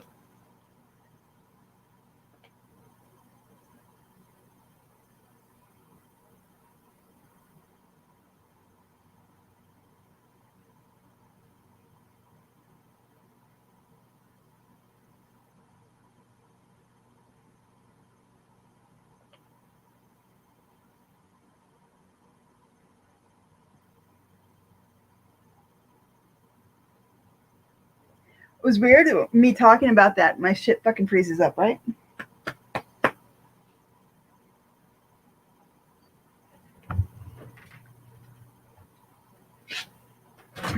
Thanks, dog. Oh, someone's knocking at my door. It's B squared. Yay! It's me.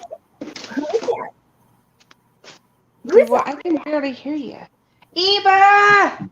Oh, she knows it's you. She's so excited, dude. She's like, yeah. Oh, she thinks you're coming. Eva! Eva! I'm in your front yard, Eva, through the camera. Oh, no, I'm in your house in the camera. What the heck, Eva? We don't miss you, man, at all. Eva, Eva, Eva. That's your friend, huh? Yeah. Eva, you're a nut. Here, you can have a treat if you be shut up now. You just be shut up. I made your dog crazy. Haha. She loves it. She really thinks you're fucking out there. I know. She cracks me up. It's because I yell at her all the time when she's in the yard when I had access to the camera. Oh, fuck, I was supposed to have AJ do that. He didn't. He slept. He came home last night. Well, typical when he switches from swing shift to day shift. Yeah. But he went from day shift to swing shift, so you would think that he didn't need to. I don't know. He slept from the time he fucking got home until this morning. Tell him to quit being so dang lazy. Oh, I was pissed. There was shit that I needed him to do. Fucking son of a bitch anyway. Dang it. I know. No, so Biscuit was coming in the park when I was leaving. So I was like, oh, gotta go. He's coming back. Is that what we call that dude? That's his nickname. I don't know what his real name is. I just know that he has some issues. He has some mental health issues, which is, whatever. We all have something going on, I'm sure. So he is like, he asks for permission for certain things, but then he gets all up in your space. And then he'll say stupid shit like, he'll talk about his A cup size boobs and then say something about my big boobs. And I'm like, really, dude? Or he was talking about my friends today laughing, and he goes, were they laughing and saying, oh, you need to go fuck that sexy dude? And I was like, dude. And he goes, I'm not trying to be a perv. I'm not trying to be creepy. I'm like, well, you're being a pervy creep, so stop. No, you know what? Just straight up, he is trying to be.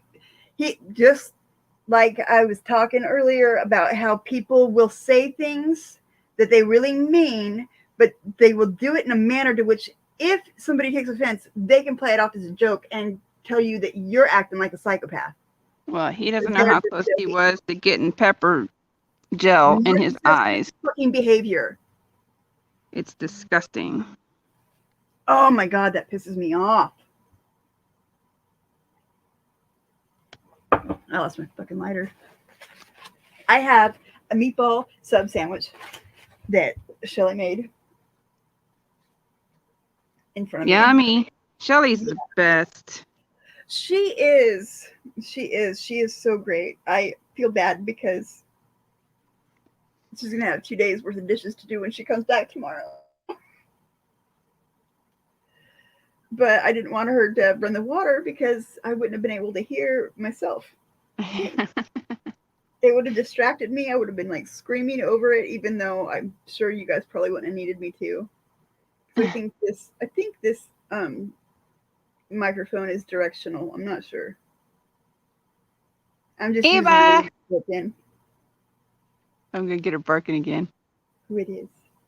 Eva, what are you doing, Eva girl? She's like, can I talk? Can I talk? She's so excited. Oh my God. Such a stupid dog. She's like, where is she? I can't see her. Jack. Right. Jack looked up like, what? He's eating his alligator right now. Or it's not an actual alligator. It's a treat I that miss looks that like an stupid alligator. diaper bottom. Mhm. I love that dog so fucking much. He was trying to block me when dealing with Biscuit. It was kind of funny because I'm like, Biscuit's a big person, Jack. Hey, thanks, Cold. So is this a different channel too, or? What? Oh, yeah, it is. Crazy Ginger Baby is like is. Oh my God, puppies! No, Jack's a rat terrier. He's Jack Attack. That's his name, Jack Attack. He's such a good dog. Yeah, you you guys. really. I know you want to be pepper sprayed in the eyeballs. You like that kind of stuff, you crazy guy. Sorry. No, he is. He is such a good dog. I love that fucking dog. He is the best dog. He is so quiet. He's not one of those yippy fucking annoying ass little dogs. You know, everybody knows what I'm talking about. When he barks at something goofy, like a boat that's being launched. Or He's trying to get it to play. Or a fucking turtle. Yeah. Those turtles over there move fucking quick though. Where? They're not like the box turtles that we got up here. You got your turtles fucking they fucking haul ass. They got to get the hell out of the way in case something gets them. They got all sorts of critters that are going to get them. You know, Florida is Australia for the United States, right? Yeah. Have you ever seen a panther? Like a wild one? No, but there was a Florida panther, you mean? There was one in my sister's yard when I was house sitting for her, and I heard it, and I was like, I went out and I was like, to her cat, I said, Leo, what are you doing? And then I was like, oh, that's not Leo. Leo, get your ass in the house now. Because I was like, shit, that's not your cousin. It's going to eat you. And then the next day I found the deer that it killed. And I saw where it marked the yard and everything. Oh, dude, you're lucky you still have a fucking dog. Well, Jack was in the house, but one of the cats was out in the lanai. And so I made him come in. And then the poor cats, for the next few days, I made them wait to go out in the morning until I knew it was well after dawn. And then they had to come in well before dusk, just because I didn't want them to be out when they're more active. Our fucking mountain lion that we got here, or cougar, depending on what part of the country you're in, you're gonna call it a cougar, a mountain lion, or a puma. Yeah. But it's all the same, you know. Yep. They're fucking, dude. Like from white line to white line, nose to tail is like average size for them. They're fucking huge. Mm-hmm. Yep. Wobbly. Wobbly's cracking me up over here. Wobbly's always funny, and it's good that Wobbly's here. I put up a couple videos of some of the turtles here swimming around, and a couple of them or one of them at least is of a Florida softshell, and it's like 2 feet big. It's a female. Sorry. Yes. It's all too much. Yes, I am okay. I don't want to lie. I'm not great, but I'm okay. Noli has head pains that need to go away and leave her alone. Like for cereal. Man. Oh, by the way, Noli, this is the first time I've been on a panel. Oh, the fucking badass. Check me out. Uh-oh. Why did I do She that? should. She should. It could be all girls up here. But I feel like it would beckon Joe from the ether, you know. Get too many women up on a panel and you know Joe's walking into the room any minute. Joe who? Joe. Fucking Joe. Joe Cool? Yeah. Did you get to see him? Did you get him? He's not here yet. He's not here yet. Fucking loser. He's driving. Well, he drives like a grandma. I'm gonna tell him you said that. Please do. Tell him to stop driving like a grandma. Noli said you drive like a grandmother. Yes. Tell him I said hi, grandma. Like when Aiden would get pissed off at me when she was little, she would call me grandpa. Like in one of those voices, you know, just grandpa, and then she'd storm off. Oh my god! Funny. Her and Heidi's birthday is coming up, real quick. He just had a birthday. 17 and 24. Stop it! Well, I haven't been up on your panel. You see this? Right in the fucking nose, dude. Right in the fucking nose. That's what I thought. He hasn't even left yet. That means it's going to be, what, midnight before he gets here. Oh my god. Where the fuck is he at? Is he still at home? No. No, he's in Florida. Okay. Like, what the hell? Yeah, I'm getting that for you, buddy. I've been in the chat on Wobbly's panel, I believe. But I have never been on anybody's. I've been in the chat on the channel too. I've been in the chat on a lot of them.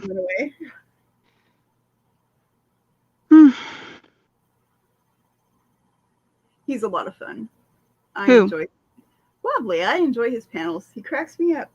Wobbly is silly. Wobbly With makes his shirtlessness. Oh my god, my leg is so swollen. Holy shit. Your leg? Yes. Jack needs to lick it for you. It's huge. Oh my god. Uh-oh. I heard a noise. Is somebody in your basement or whatever backstage? Yes, I believe so. Oh, ow, ow, fucking ow. Fuck. Somebody go rub Noli's leg. Gently. No, it might move a blood clot. Oh, no, never mind. Don't do that. Yeah, I know. I really would love a big massage, but I'm scared to death fucking to let anybody do it, right? Hello, darling. How are you? I hear birdies. I'm great. Yay! I'm What? great. I'm glad. Noli thinks birds are evil. Birds are fucking terrifying, dude. I am so afraid of birds. It's not even funny. Oh, well, this one's okay, so it's okay.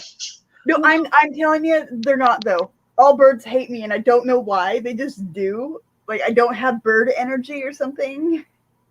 My aunt raises these sun conures, I think is what they're called. Some kind of a conure. And my best friend Bill had an African gray. And I had to babysit this African gray for like 2 weeks. And I had to let it out of her cage like every day, a couple of times a day, and just kind of let her do what she wanted.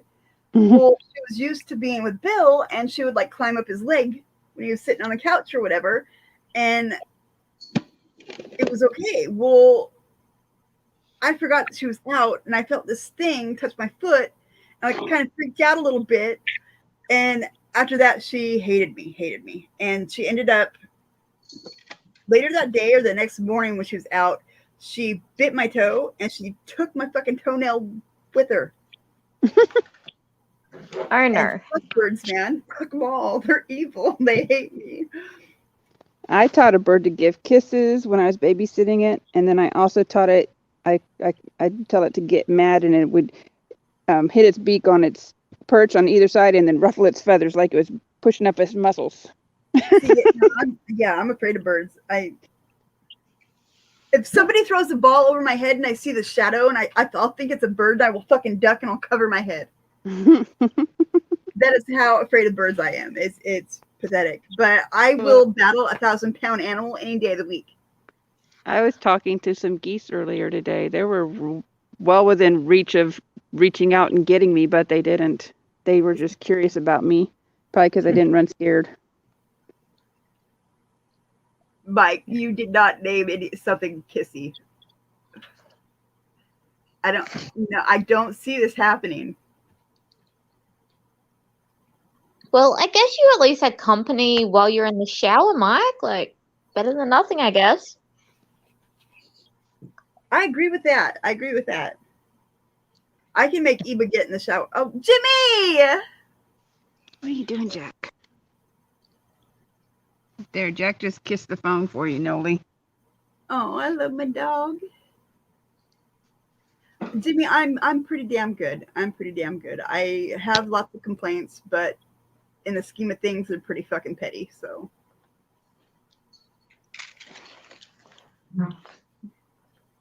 but yeah, my trip that I have planned it is for Philly. I'm gonna go to Philadelphia for like 3 days.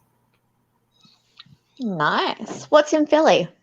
Some friends, and I'm gonna meet my boss there, and because I have yet to meet her in person, so Fair enough. it would be nice to meet her in person. I want to give her 5 hugs. 5 of them. Noli likes giving 5 hugs. 5 hugs. Queensland, what were you trying to create exactly? He thinks he's something, doesn't he? Oh, yeah, definitely.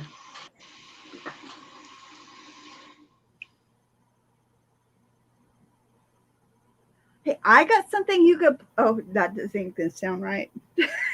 I got something you can play with, wobbly. Oh God, that's so wrong. That sounds so wrong.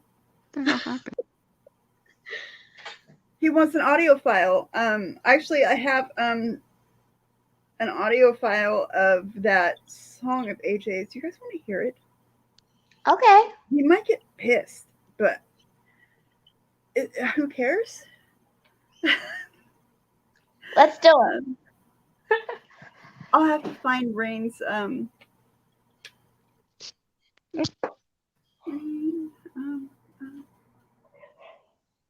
that's not how she spells it.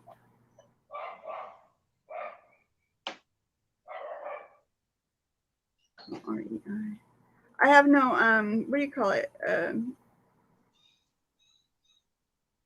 Letters on my keyboard. So when I typo a bunch, I'm really sorry. But my keyboard is covered in paint. Oh crap. I gotta find this. It's gonna take me a minute. Please, ladies. I'm gonna let you listen to Jack breathing while he's sleeping. That lazy fucker. He knew as soon as I put the phone in front of him. He stopped and he looked at it like, "What? What are you doing?" He really is a good dog. I just can't say that about a lot of small dogs. He is a good boy. My small dog was pretty awesome. But He didn't was even the know smallest he could dog bark. ever. Do what? My little Chihuahua didn't even know he could bark until he was like 2 or 3 years old. It was like the first time he ever barked, and it scared him. He scared himself. It was so fucking funny. That's funny. How come I'm only going to Jay's? I'm subscribed to way too many people. This is ridiculous. What are you looking for, Noli? Oh, well, I posted the link to AJ's song on Rain's channel on one of her videos. I don't want to have to log into AJ's account because I always end up seeing shit I don't want to see. Oh. Well, stuff, things. Yep, things and stuff and things. Music. Here we go. I used that picture of Jack just for you, Noli. Because he's my homie. I love that fucking dog. All right, it looks like I'm going to log into AJ's account. Molly. Yeah, God, please, just don't make me look at things. Let me sit here and bitch about some things. Yeah, please. Please do. I know how to do this. I do.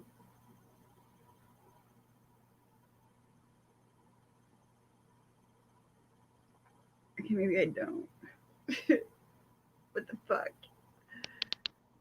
Here we go.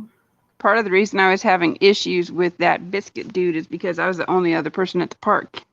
There was nobody else there at that point. Usually there's somebody else, so I was just like, yeah, I gotta go. I don't. What's his point? And I mean, like, why was he there anyway? I don't know. He's the one that takes the baby raccoons home, messes with them for a while, then brings them back, and then the raccoons approach people. And I'm like, do you realize that you're putting a death sentence on these raccoons, basically? Because he's not a rehabber, and they're not raccoons that need to be rehabbed. He's just being a dick and taking them home because they're cute. What the fuck? He's a dumbass. That's dangerous. Yes, it is. He'll probably go feed the fucking alligator that's in the pond, too. Do what? The wolves that we have here, like in the Lake Quinault area, that aren't afraid of it, people, like, are you fucking stupid? Yeah. So you breed them in captivity and you make them bigger than they were before. And then you turn them loose and you had them in captivity long enough to where they got used to people, so they're not scared of people. Right. Well, all the raccoons at the park. Protected, you can't shoot them. Like, yeah. Fuck off. Oh my God. The raccoons at the park currently all have canine distemper, which means they'll be dying probably by summertime. See, what would the Australian version of a raccoon be? What would what? Oh, what are those things with the bug eyes that have the ringtails? They have possums. What? Yeah, we have possums, but yeah, no, they have yeah, you have possums. You have cute possums. Yours are cute. Yeah. Ours are kind of scary looking. Ours are kind of creepy looking, but they're sweet animals. But don't tell Heidi that because they are her friends, you know. Possums are very sweet animals up here. They're just scary looking because of the teeth. No. No, they're a trip. They are like, they got like rows and rows and rows of these fucking sharp, jagged ass teeth that it's, yeah. Raccoons are pretty cute too, and they're pretty smart. But yeah, they're dangerous. Where we? Possums are cute, Queensland, just because you can't live with them. They're adorable. Hey, Dash. Found it.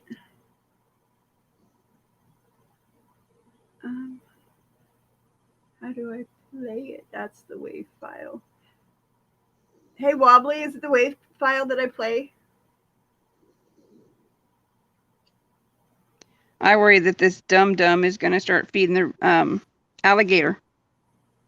And then the alligator is going to get used to people, and then the alligator is going to be a dead alligator. Oh no. Yeah, he's creating some seriously dangerous fucking situations. Yep. In my opinion. Oh, okay, I got this song. I'm gonna go ahead and pull it up to share it proper, so I'm gonna mute myself. Share screen. Wait, no, that's not what I want. Cancel. Right, Wobbly. Oh gosh.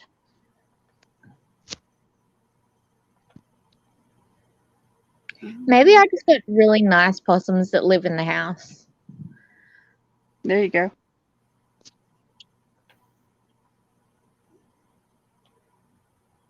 Now you guys can share a house with my daughter. Oh, hush, Queensland. Being a meanie.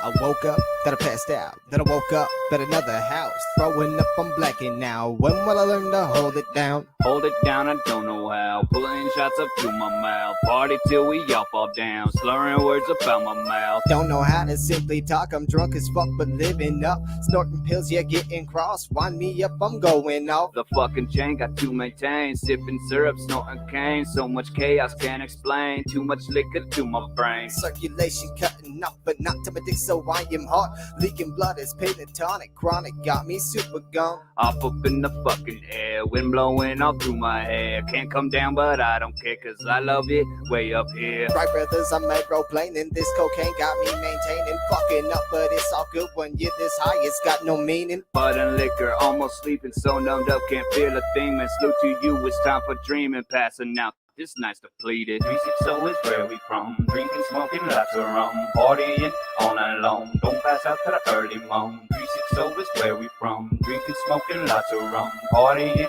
all night long. Don't pass out to the early morn. 360 is where we from. Drinking, smoking, lots of rum. Partying all night long. Don't pass out to the early morn. 360 is where we from. Drinking, smoking, lots of rum. Partying all night long. Don't pass out to the early morn. Where we from, we party the hardest. Stupid, retarded, sipping Bacardi, smoking now, tweaking like Aziz. I'm sorry, no apologies and no sorries now. Let's get it started. See, I be getting fucked up every day. Popping pills, sniffing all of my pains away. But hey, it's okay. Loving the game, loving the dames. Don't know their names, they are the same. Me and my Jane, flipping the fucking nigga, it's a brain. Sticking the plug a nigga, it's a strange. Yeah, that be me, Mr. Codain. Living my life, it ain't no shame. Don't tell my wife, she wouldn't rage. Grabbing a knife, then she'll engage. Stabbing and taking my life away. So let's keep it on the hush. No secrets coming up. So I could smoke a blunt while I'm squeezing on some bud. What in the fuck? So sloppy drunk, taking a shot, throwing it up, left in the cup, swallow it down. That's how we do inside my town, holding it down, wearing the ground, smoking the pounds, zoning me out, getting so high, capping the ground, beating them down, pound for pound. 360 is where we from. Drinking, smoking, lots of rum. Partying all night long. Don't pass out to the early morn. 360 is where we from. Drinking, smoking, lots of rum. Partying all night long. Don't pass out to the early morn. 360 is where we from. Drinking, smoking, lots of rum. Partying all night long. Don't pass out to the early morn. 360 is where we from. Drinking, smoking, lots of rum. Partying all night long. Don't pass out to the early morn. Where I'm from, we don't got no quitters. Getting sober, that ain't in it. Smashing down a 30 pack on a wish car road, no holding back. Hold me back, cause I'm letting go. Got my drink and my shit here, no. Girl at my side, help me put it in fifth. If I wreck this car, I'ma be alone. Don't let me fall asleep in the street. Not a safe place for this evil to be. When I unleash this demon in me, these people free start screaming at me. Going crazy like I got them rabies. Maybe I should stop this drinking. Can't get away from these thoughts I'm thinking. Pouring out shots like an operation. Damn it, man, these hops are calling. Bringing out the white in my A-town stopping. No bag of rights for the way I'm rocking. How can I rap if I dance this awful? It's the side effect of the liquor. Got the moves when I'm all up in it. Got the bitch straight begging for more. that's how I leave, cause I'm a winner. No forgiveness, I ain't looking. Been this way since I was brought in. I'll be a dick till I'm in my coffin. Unless you suck it, I ain't stopping. Popping off and popping up, ain't doing shit, you rude as fuck. I might just go fucking nuts, so if you with it, then back it up. 360 is where we from, drinking, smoking, lots of rum, partying all night long, don't pass out to the early morn. 360 is where we from, drinking, smoking, lots of rum, partying all night long, don't pass out to the early morn. 360 is where we from, drinking, smoking, lots of rum, partying all night long, don't pass out to the early morn. 360 is where we from, drinking, smoking, lots of rum, partying all night long, don't pass out to the early morn. Y'all don't even understand bitch how AB becoming so sick, drinking rum at the Southside Bridge, running from the law, jumping a ditch, stuck in high, running to sweat. Back to the house we partying in, lining them up, pouring a fit, grabbing myself a thickety chick. She starts sucking on my thickety dick, lining it up and feeling like a chip.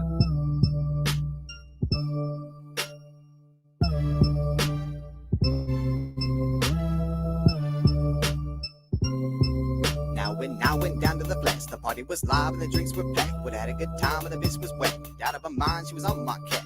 And I didn't know what to do, she was all up on me and I was like, you, this bitch is bleeding profusely, wanting to do me and I gotta move on to another location. B Street's thick for the operation, moving swift cause the cops is chasing. Now to my bag and I gotta hide, got my ass out on probation, boy. Drinking a gallon on a daily, boy. Motherfucker style, know you hate me, boy. Just sit the fuck down now, that's a good boy. 360 is where we from, drinking, smoking, lots of rum, partying all night long, don't pass out to the early morn. 360 is where we from, drinking, smoking, lots of rum, partying all night long, don't pass out to the early morn. 360 is where we from, drinking, smoking, lots of rum, partying all night long, don't pass out to the early morn.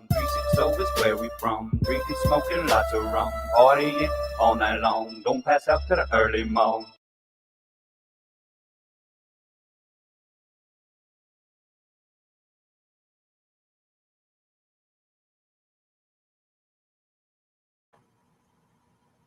Okay, so like, don't ever tell on me for fucking sharing that. He never watches my shit, so ever, like ever. He snuck into one panel one time, or into one live feed one time, and that was it. And that was actually quite a while ago, probably 6 months or so. Yeah, I see you lurking. Come back here. Lurky lurker sing. Uh-oh, my phone just lit up. Fuck. Fuck, I feel like I just got busted. Fuck. Oh, B-squared's gone. Rude.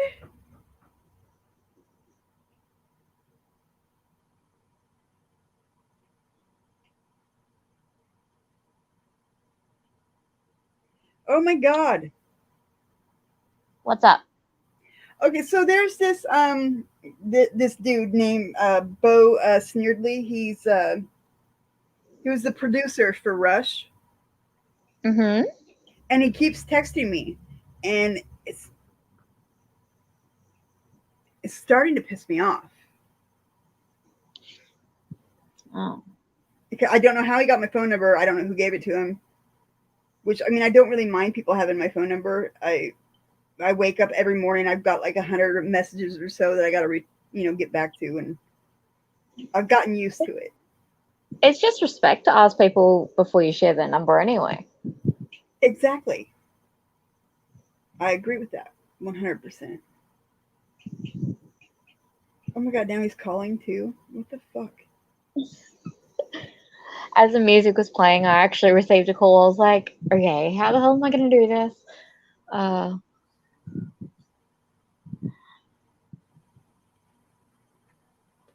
Okay, so she just paid for JMA radio. Oh, is he live right now? What is he doing? Apparently he is live according to Queensland. But Queensland's going to switch over and see what's going on first. Okay, cool. Bill Cooper, don't move. I said don't move. God damn it. There we go.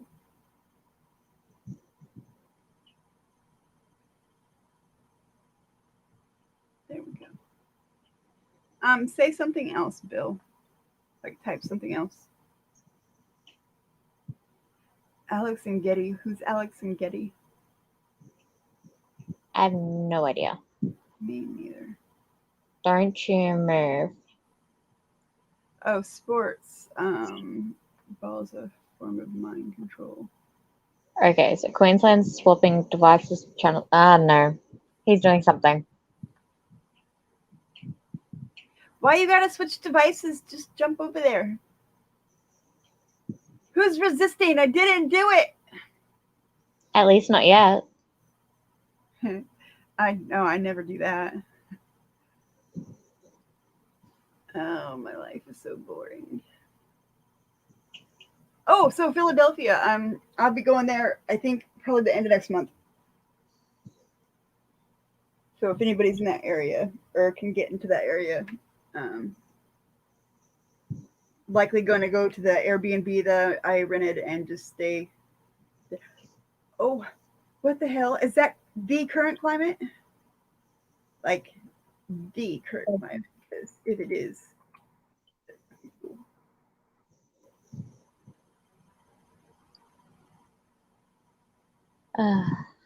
That is a really nice top, Nolly.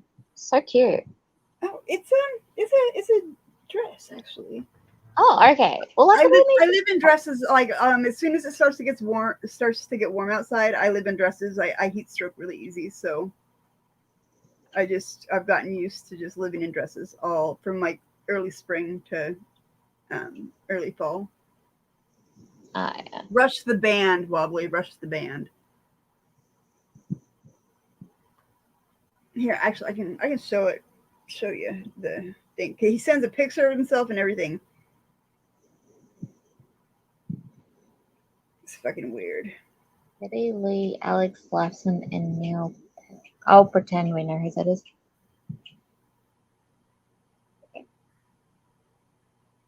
Someone I don't know. I don't know who they are either. I feel like I should, but I don't know. I don't know. I don't mind being clueless. I'm used to that. Who's going on a date, Wobbly? Oh no, it's not for that. Like he wants help promoting some I think he wants to come on the Pascal show, is what it is. Fair enough.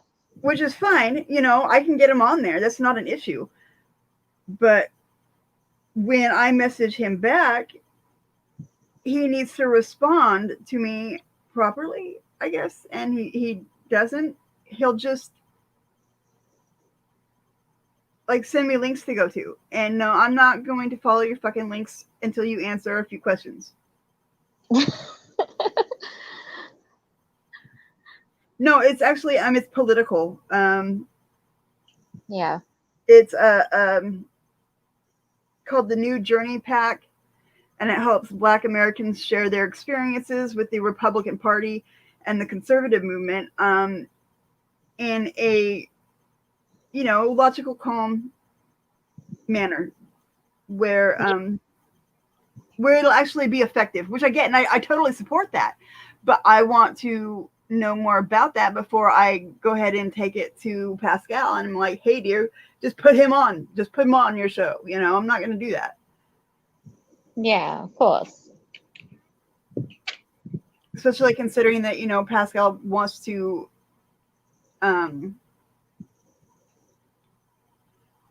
he's way into the First Amendment as far as the freedom of speech and freedom to press goes. And he's like, you got to be honest with it. You just got to be honest with it. And that's something that I really respect about him. And even when people don't like what he's saying, and it doesn't matter what any people, they don't like what he's saying, Kenny, he really doesn't give a flying fuck. Because he's not going to pad the conversation to make this demographic happy or that demographic happy. He's just going to say it like it is. Good. About time a few people do say it like it is.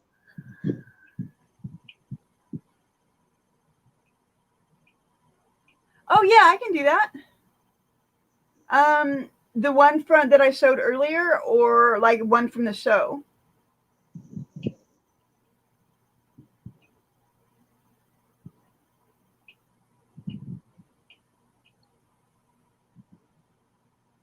Which one you want me to show?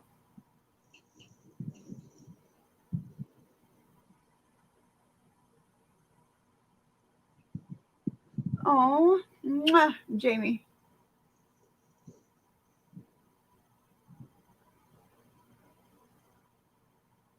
Answer my question. Yay. Oh, so anything. Okay. Then I will just go grab anything then. I fucking love this woman so much.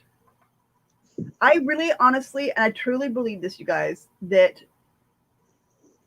Taya and people like her are going to change this world if we let them.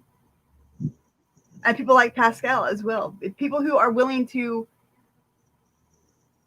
fight the man, so to speak, just to speak the truth about a story on their segment or on their show. And it's important to be able to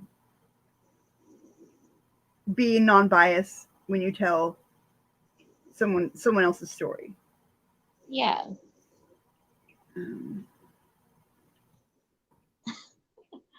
Multitasking, hey, current climate, eh?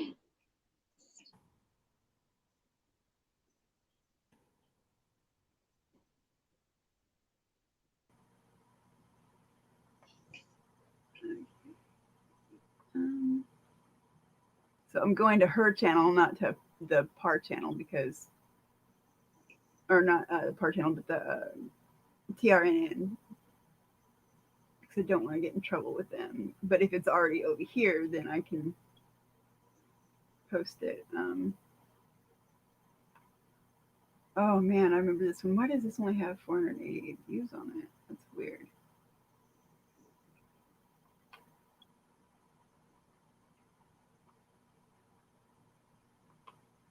Pause, you stupid dumb thing.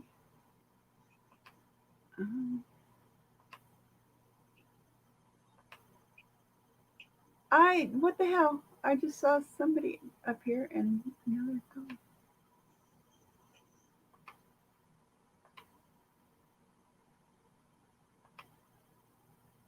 Oh, come on, click.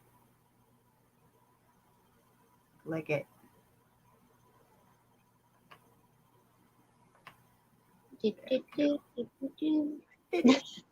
Of course you are. It took me forever to do this. I apologize. Conversation is with a Baltimore resident named Greta Carter. In 2006, police shot her 14-year-old son, Kevin Cooper, in the kitchen of her Southwest Baltimore home while Miss Carter was holding her 6-month-old granddaughter in her arms.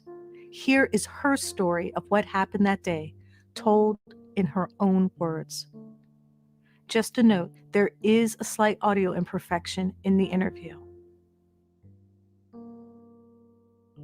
Oh my gosh, Kevin was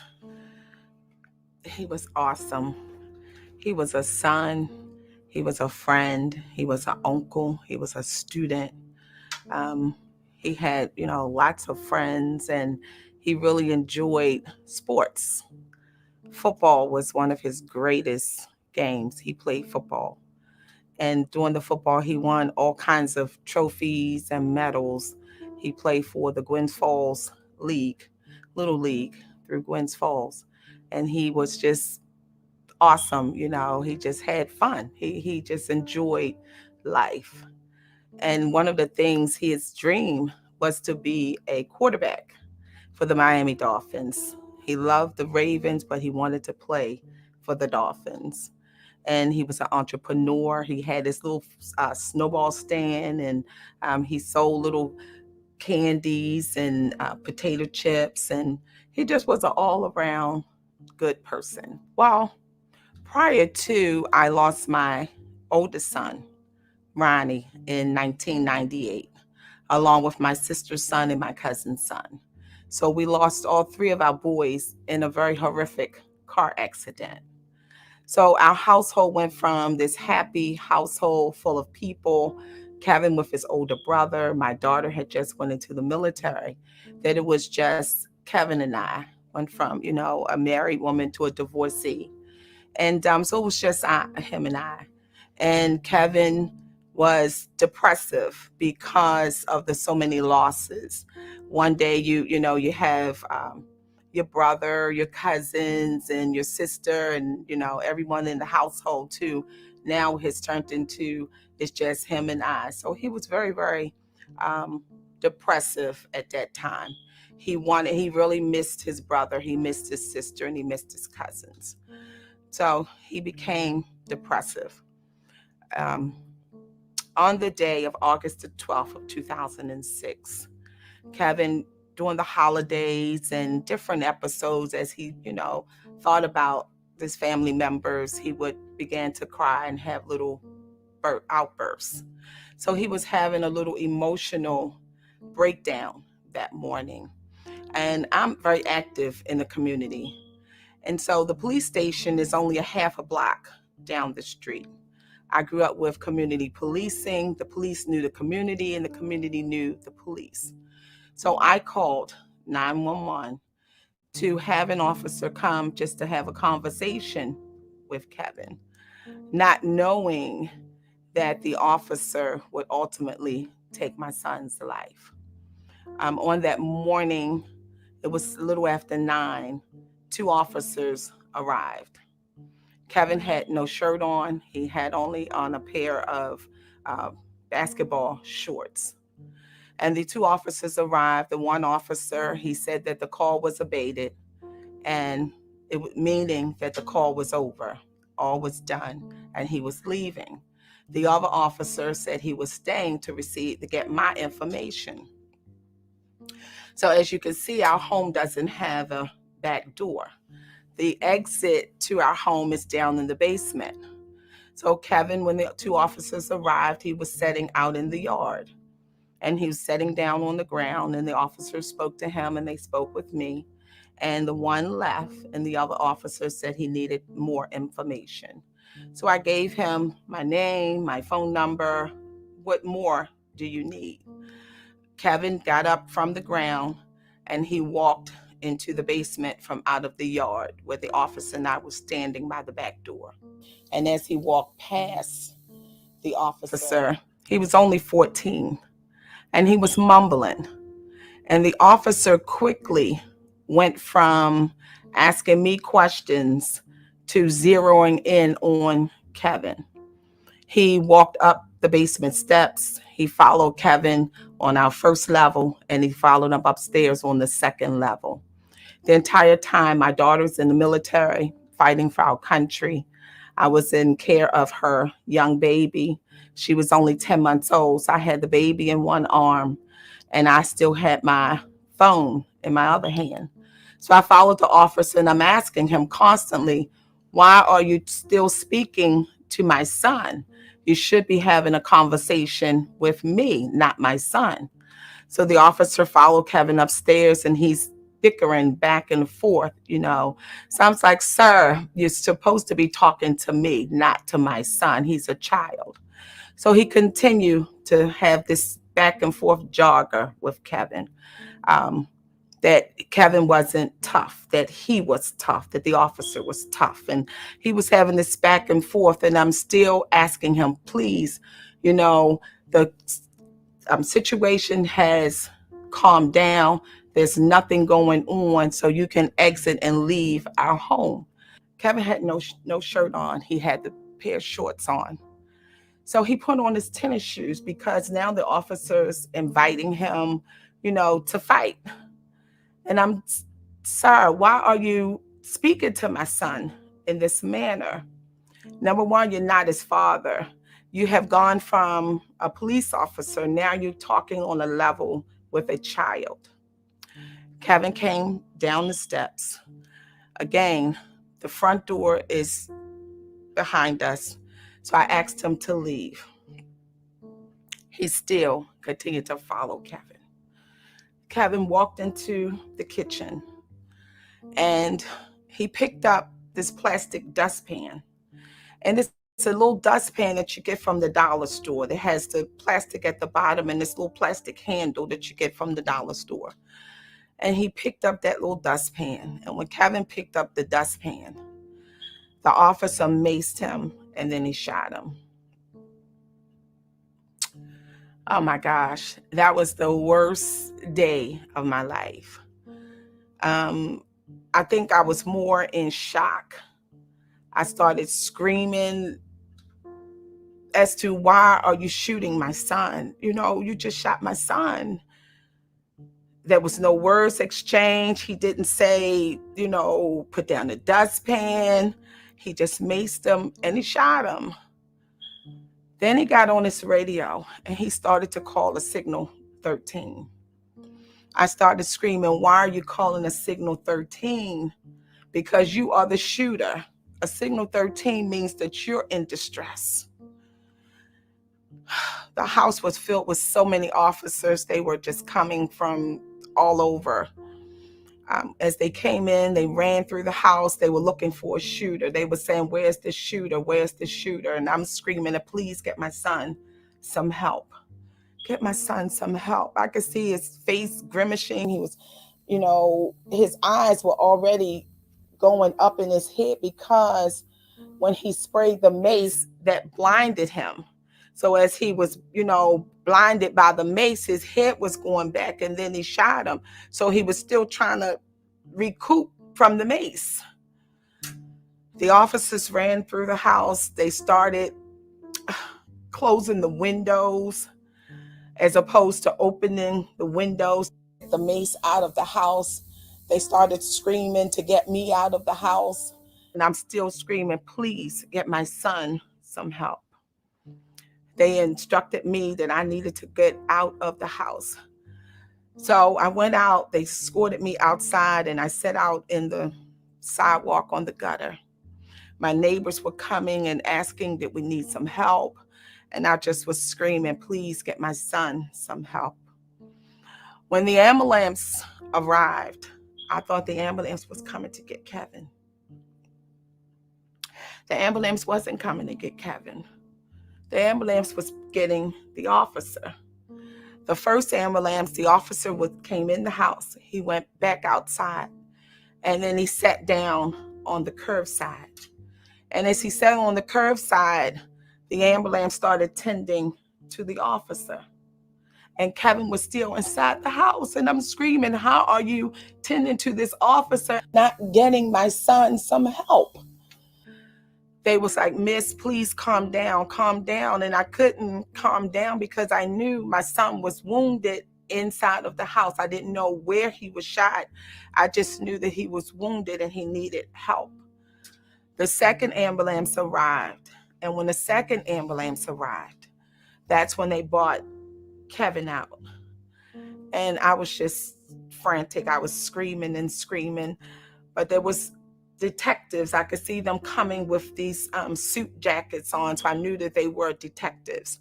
And they said that I wanted to go to the hospital with Kevin. They said I couldn't go to the hospital. I had to go with them to make a statement. So not thinking, you know, because it was just so chaotic and all taking place. I wanted to see my son. So I said, okay, I will agree to go with you down to the police headquarters if you would take me to see my son. They kept telling me that he was fine, he was okay, he was talking, that all was well.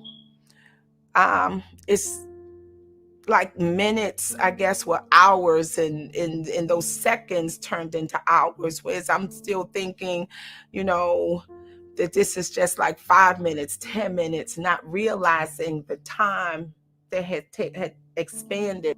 They said I couldn't use the phone. I couldn't call anyone. I needed to make a statement, and I gave them a statement. And at the end, they said that Kevin would be under arrest. And I kept saying, why is he under arrest? He didn't do anything. The officer is the one that was extricating all this situation, an already quiet situation. I said, this was the officer. They said, ma'am, that he struck the officer. I said, he never struck the officer. He said, to see my son. They said, your son is fine. He has charges, and we're going to take you to the hospital. So they instructed the officer to drive me to St. Agnes Hospital. When I arrived at the hospital, the first person I saw my pastor and I saw my neighbor. And as they were staring at me when we got out of the car, and the way they were looking at me, I just passed out. When I came to, they were telling me that Kevin never made it. They knew he was deceased, that the bullet had burst his heart, that he was deceased. So how are you telling me that he's talking, he's alive, he's well, he's going to be arrested for something that he didn't do, but you already knew that he was deceased? He had already died. So at that time, the doctor talked to me and he said that he didn't have a chance, that it had went and it burst his heart and he died on the scene. I didn't realize that he was gone by the time they had put him in the ambulance. By 2 or I think it was around 2 or 3 o'clock that afternoon, Baltimore City Police Department had come together and did a press conference. And the press conference, they said that the officer was justified. How could you justify a homicide that you never even did an investigation? A homicide that occurred that morning, how could you justify the officer's actions? I would never understand that. Never understand that. I don't understand it to this day.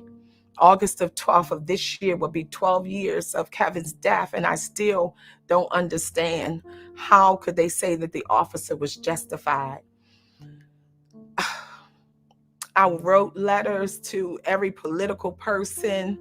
We were in the middle of election year. Nobody wanted to touch the case. It was like this hush-hush, sweep under the rug conversation. Nobody wanted to talk to me or my family.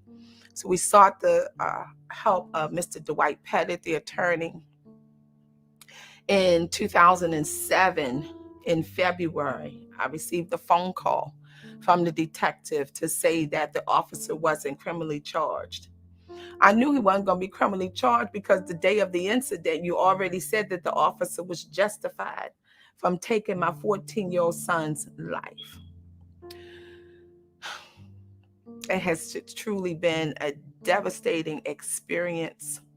It has turned my family's world upside down. For 1 minute, you're right side up, and the next minute your whole world just goes toppling upside down, not knowing where to go, who to get help from, who to talk to, because it's like everybody don't want to have a conversation, from the mayor's office to anybody from the state's attorney's office. No one ever called to apologize for taking my son's life, just unjustly, just like a bag of trash.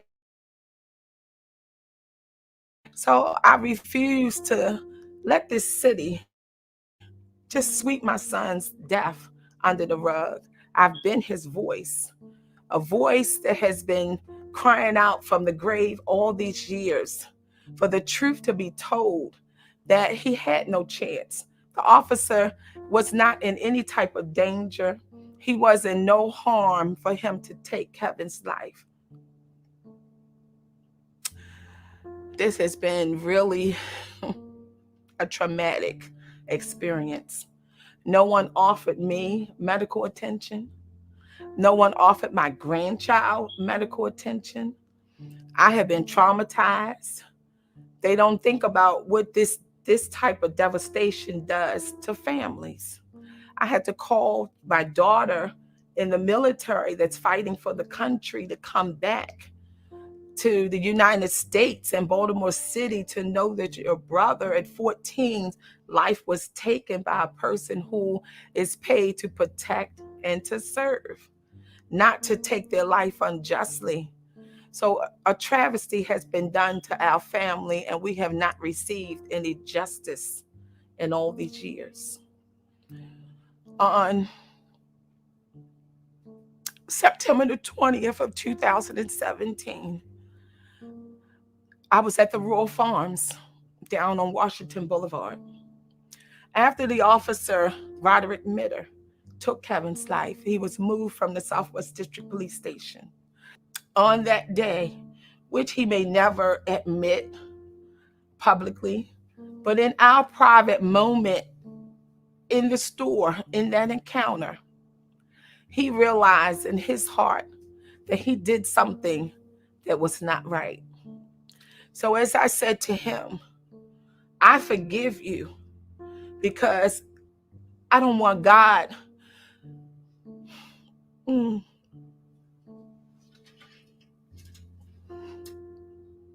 My heart has been so heavy all these years. And in order for me to have a peace in my heart, I forgave him for taking my son's life. And that's been the hardest piece because that's all I wanted from the beginning, to admit that you did something wrong. That the police department, the city of Baltimore, has done an injustice to our family. An injustice to admit that you took my son's life unjustly. That's what I've always wanted, because it's not, my son is gone. It's to help other families. To this injustice will not be done to other families. Had they listened to us back in 2006, that would prevent a lot of things that's taking place now. You have so many families whose life has been taken and the police department has covered it up. Time after time after time, they have covered it up, swept it under the rug because they feel that our children's lives doesn't matter, but they do matter because they have families that love them. They have parents, they have homes, they have sisters and brothers. They were part of a community that loves them. And it's not their place to take our children's life unjustly and to cover it up and try to sweep our children's life under the rug like they did not matter, and they do matter. What did the officer say to you when you forgave him? Did he respond?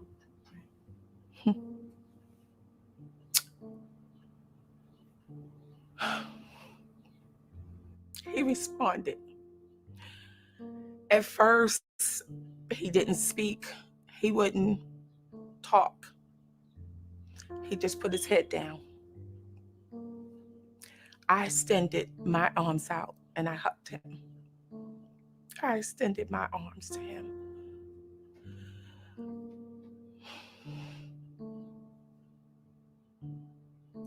I embraced him because the heavy burden that has been on my shoulders, and I know he has been carrying a burden as well. He said to me that every time he closes his eyes, he sees my son. He sees my son.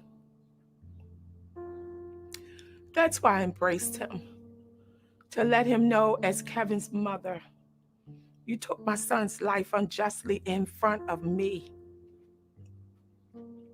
My heart is heavy. I forgive you, but God, you have to forgive yourself. And the only way to do that is through whomever you believe in. That's why I embraced him.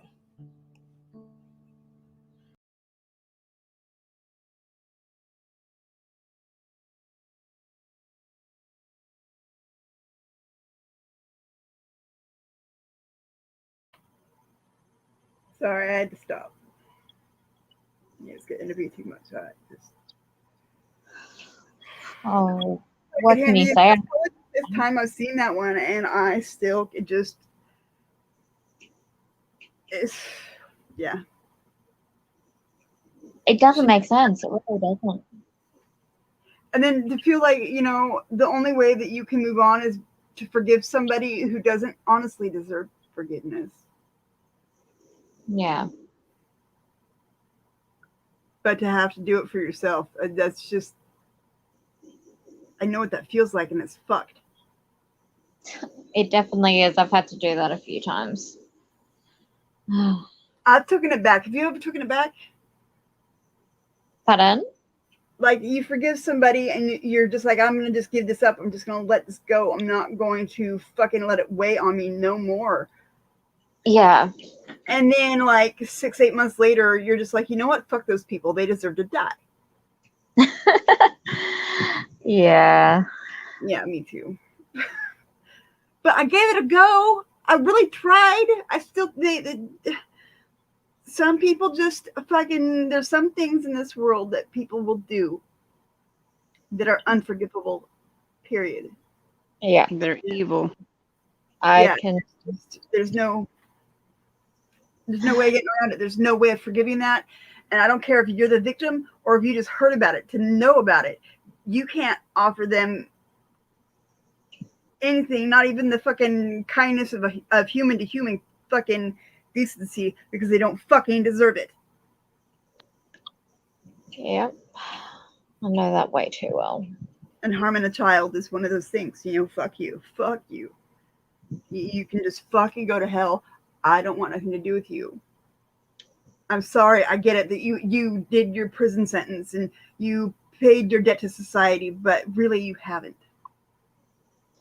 Or when you come across someone that abuses a child quite badly, and then you've got to be nice to them no matter what, and you don't have a choice in that. Yes, Well, they can do it over and over again because justice was never served in the first place. Yeah. Yeah, that's not okay. It's not okay. But unfortunately, there's no such thing as justice in this world. There really isn't. The ones that do get the death sentence, or get a death sentence or whatever, fucking half the time they're fucking innocent, and you find out like, you know, the day after they're dead. Yep. Or, you know, like here, fucking down south, I can't remember what state it was. I want to say it was Georgia, but it could have been like Kentucky or some shit like that. The governor knew that they had fucking evidence that was going to prove him fucking innocent. She said, nope, I'm not staying the execution. They killed him anyway. The following day, it finally fucking came out. The kid was innocent. Yeah. They murdered him. She should be in prison for fucking murder. She knew what that evidence was. They just needed time for the fucking shit to get back from the lab. It's fucking bullshit. It's fucking bullshit. All these people sitting in prisons who don't belong there, and we got all these politicians who definitely belong in Gitmo. We have all these every president we've had that is still alive right now, every fucking one of them is a goddamn war criminal and should be sitting in Gitmo. Why aren't they? Because they were president, so they're special? Fuck you people. I agree with that, Das. You know, it is a blue line cover-up. And yeah. The CPS in both countries. Yes, CPS does protect child abusers and child abduction and everything else. CPS is human trafficking, plain and simple, for the most part. Yeah. Yeah, 100%. It's not there to protect the children. Yeah. I've just read a article that was posted only 6 days ago, and it's looking to pass, like this is over in Australia, obviously. Basically, if child safety has had a child for 2 years, they can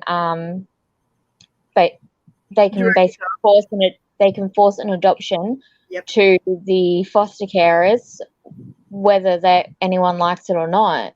They can just force a child just over 2 years when we know child safety is absolutely corrupt as it is.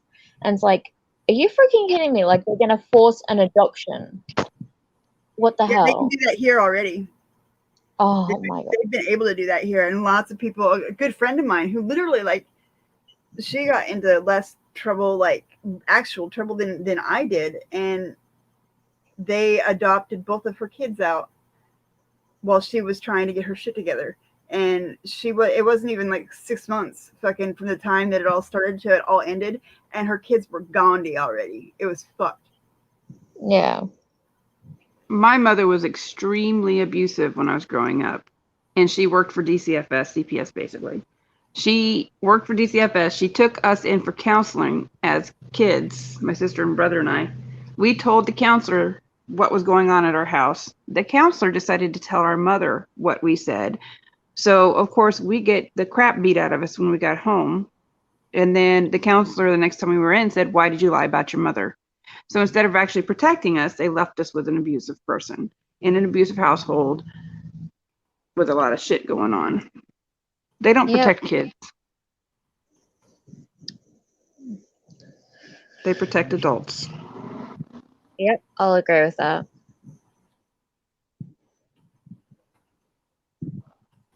Sorry, I was typing in the chat. Bill, I agree with you. I think that when other countries are at war or are battling amongst themselves, unless it's another, genocide type of an issue, like, with Hitler and Stalin. But other than that, we should be offering humanitarian aid and asylum for the citizens of that country while their country is in active war. But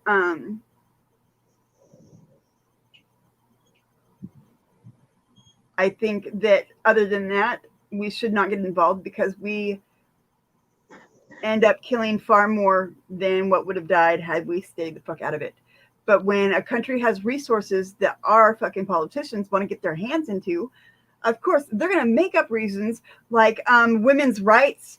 They care about women's rights. So, yeah, that's why we're going back over there to fuck with people. Excuse me, what? Oh, wait, no, we're going to go over there because something really bad is going to happen. What was the words that they used? I can't remember.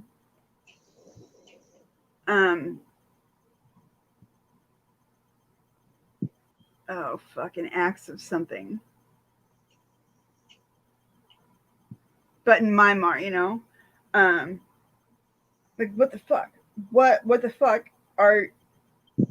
how the hell is this country so fucking blinded? It's not just the country, it's the world. Like you can't think of a single country that has their shit together, and that is absolutely disgusting. We are pretty goddamn pathetic, aren't we? Human beings, I mean, like as a whole. But it's only the small few that have made us this way. The few that have been greedy for power and everything else, and then there's everyone else that is actually trying to, be together for each other, but the ones in power have got it all, and we have to suffer for their stupid actions, their choices, and everything else. That's going back to who knows when. We've all had to suffer for it. Oh boy. Oh, sorry. What the fuck?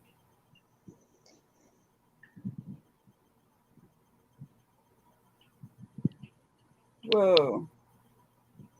I'm a little confused by Wobbly's flu vax and toddlers wanting a sex change thing. I haven't heard anything like that.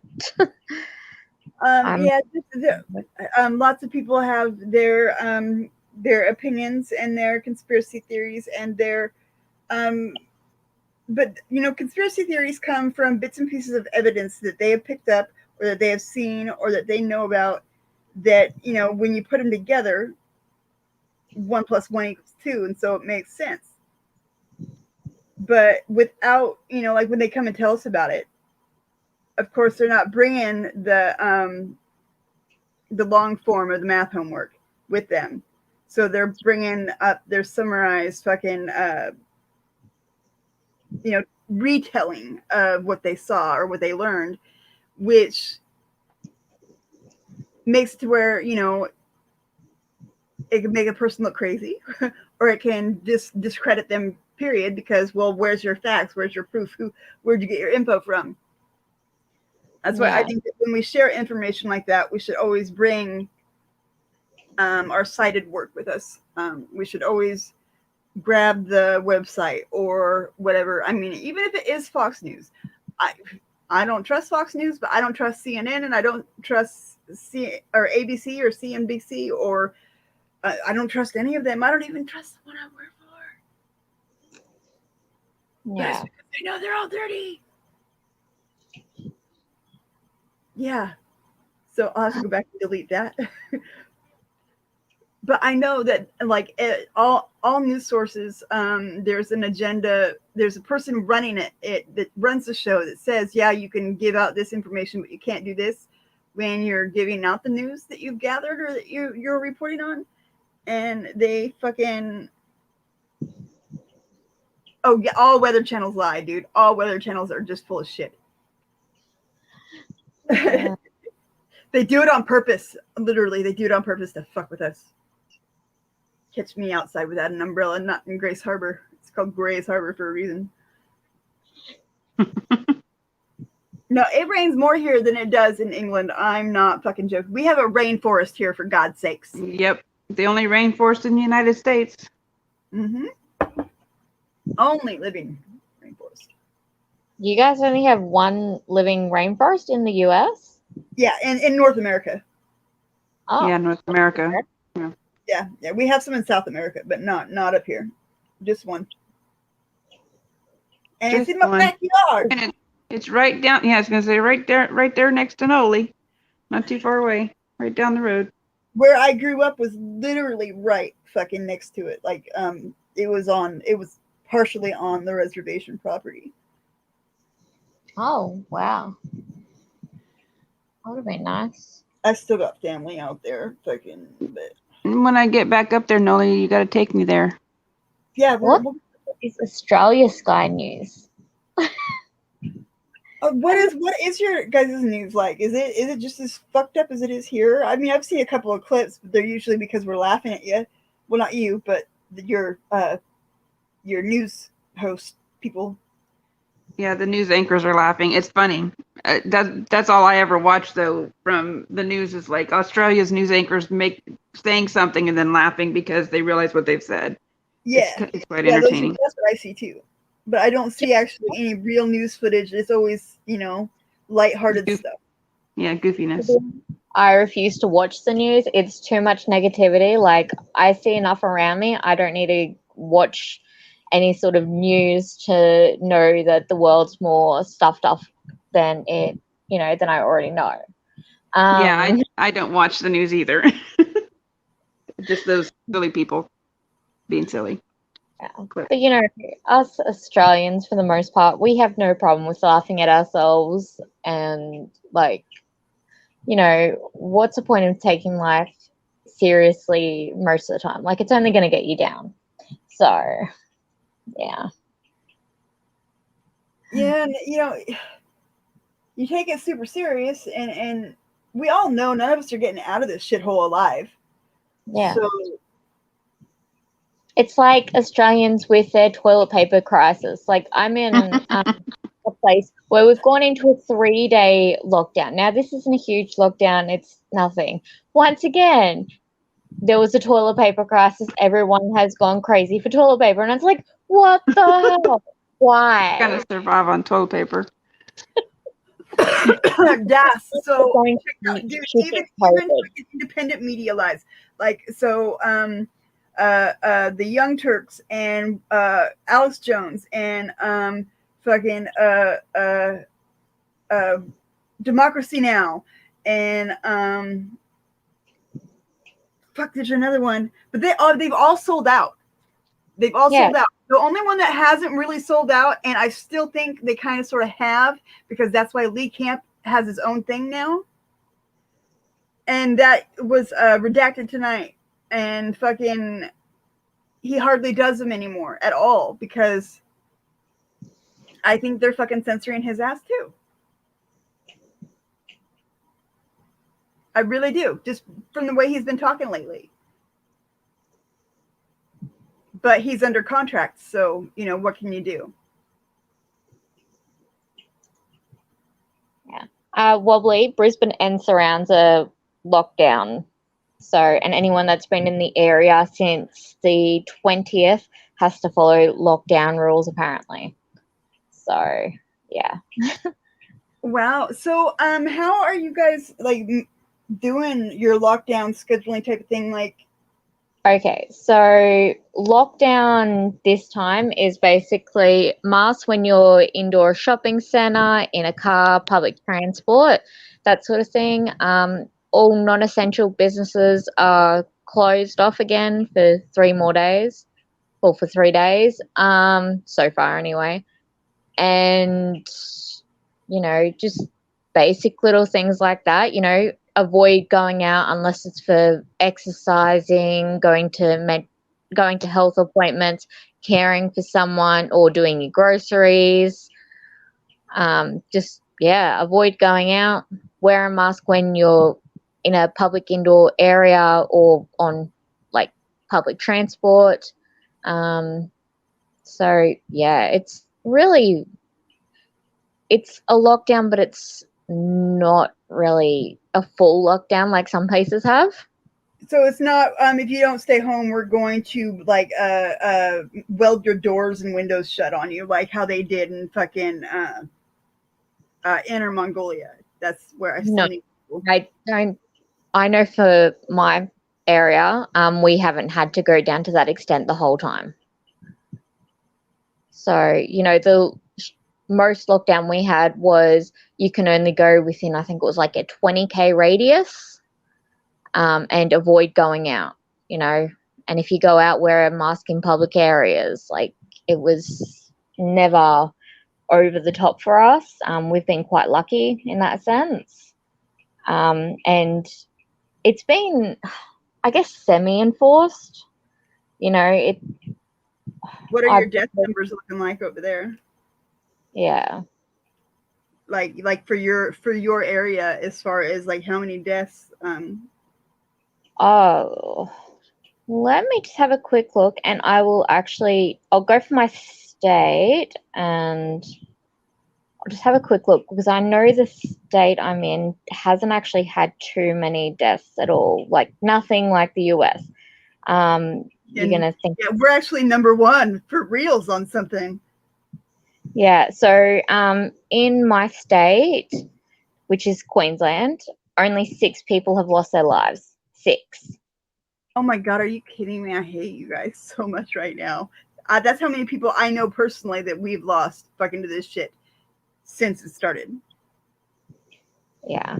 That like you, I had touched their face once at one point in time. Yeah.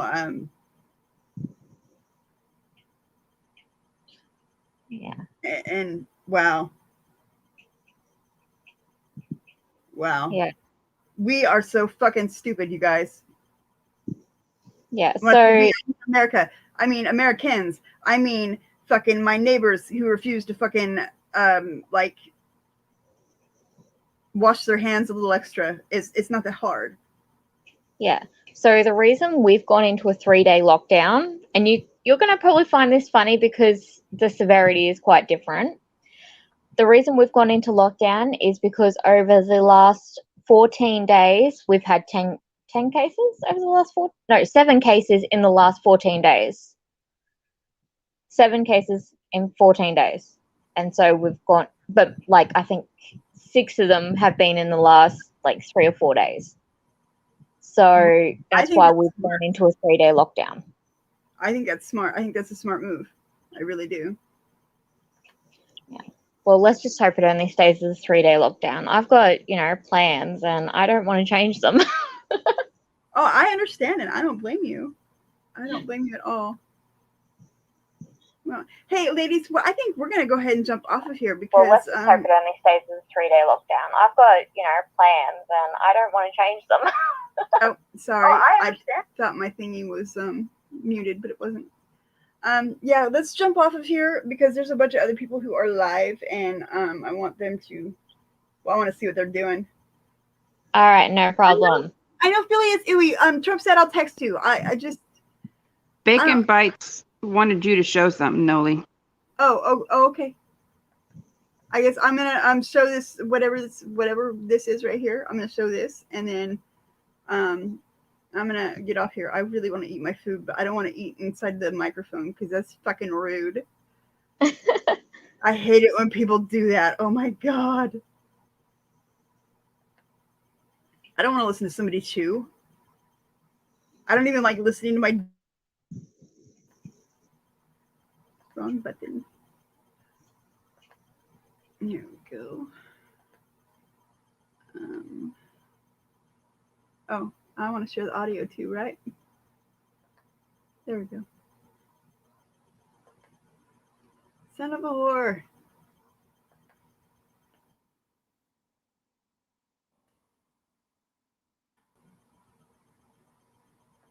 Police officer, just 2 weeks into the job, is tonight facing the sack after a drunken night in Ryde ended with an assault charge.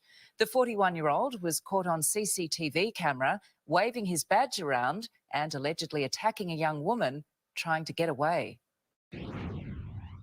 A young woman seeks refuge in a hotel after a drunk stranger allegedly assaulted her.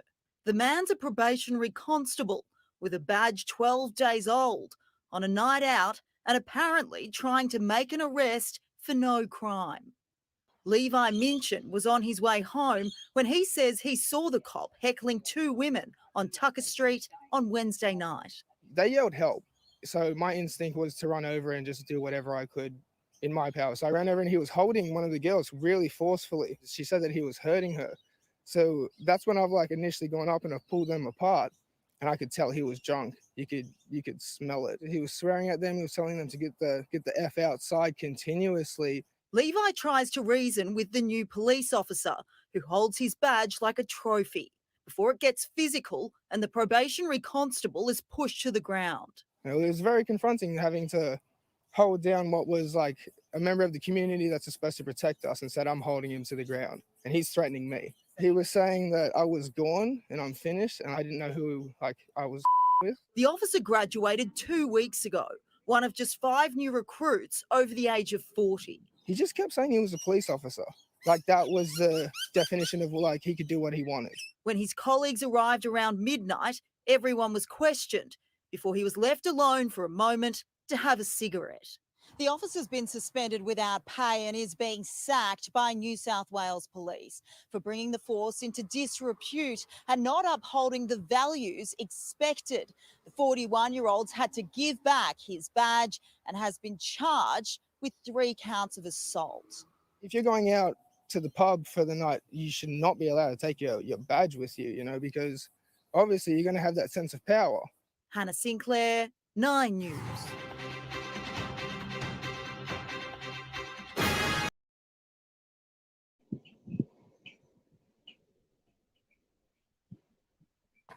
So they never took the motherfucker to jail. They just let him go. The fuck is that? Well, you know, I guess at least he got sacked. Like that's the minimum, but yeah, he definitely should have been. Can he go somewhere else and get a job? Probably. You know, let's be honest. Dude. It's fucking bullshit. I'm glad that the other guy stepped in. Up here on this side of the world, you're lucky if anybody steps in. And part of it is because there's so many people, you never know what they're going to do, how they're going to react, how you're going to end up potentially getting hurt. So even though the guys might not agree with what's going on, they're afraid to speak up sometimes. And really depending on the neighborhood too. Yeah. So it was good that he stepped in. Yeah. Well, the cops in my area, like my suburb area, they don't even do anything. Like, seriously, you could have a murder happening, you know, 2 streets away, and they'll be like, oh, yeah, we're coming. 12 hours later, you know they're not going to show up. Like, yeah, the police here are slow too. They don't seem to care. I mean, they've got so much going on though. They've got, you know, people being killed, but then they have somebody calling about a homeless man sleeping in a park that's not harming anybody. So, or my neighbor splashed water on my lawn, come and arrest him. You know, stupid crap. So. Yeah, anything so they don't have to do the paperwork, right? Right. It's crazy. Well, we should go so Nolly can get some food in her belly. Nolly needs to eat her meatball sandwich. Oh, I got a package on my porch. Son of a bitch. I got another box. Oh, God. Why Nolly's did my getting all the presents. I know. It's probably not for me. It's probably for one of the kids. But all right, you guys, I love you. Thank you for coming by and staying for so long with me. I appreciate it. And I'll try to pop back on tomorrow. All right, Nolly. We love you. Bye. Bye. Take care, everyone. Everybody send Nolly presents. Send me presents.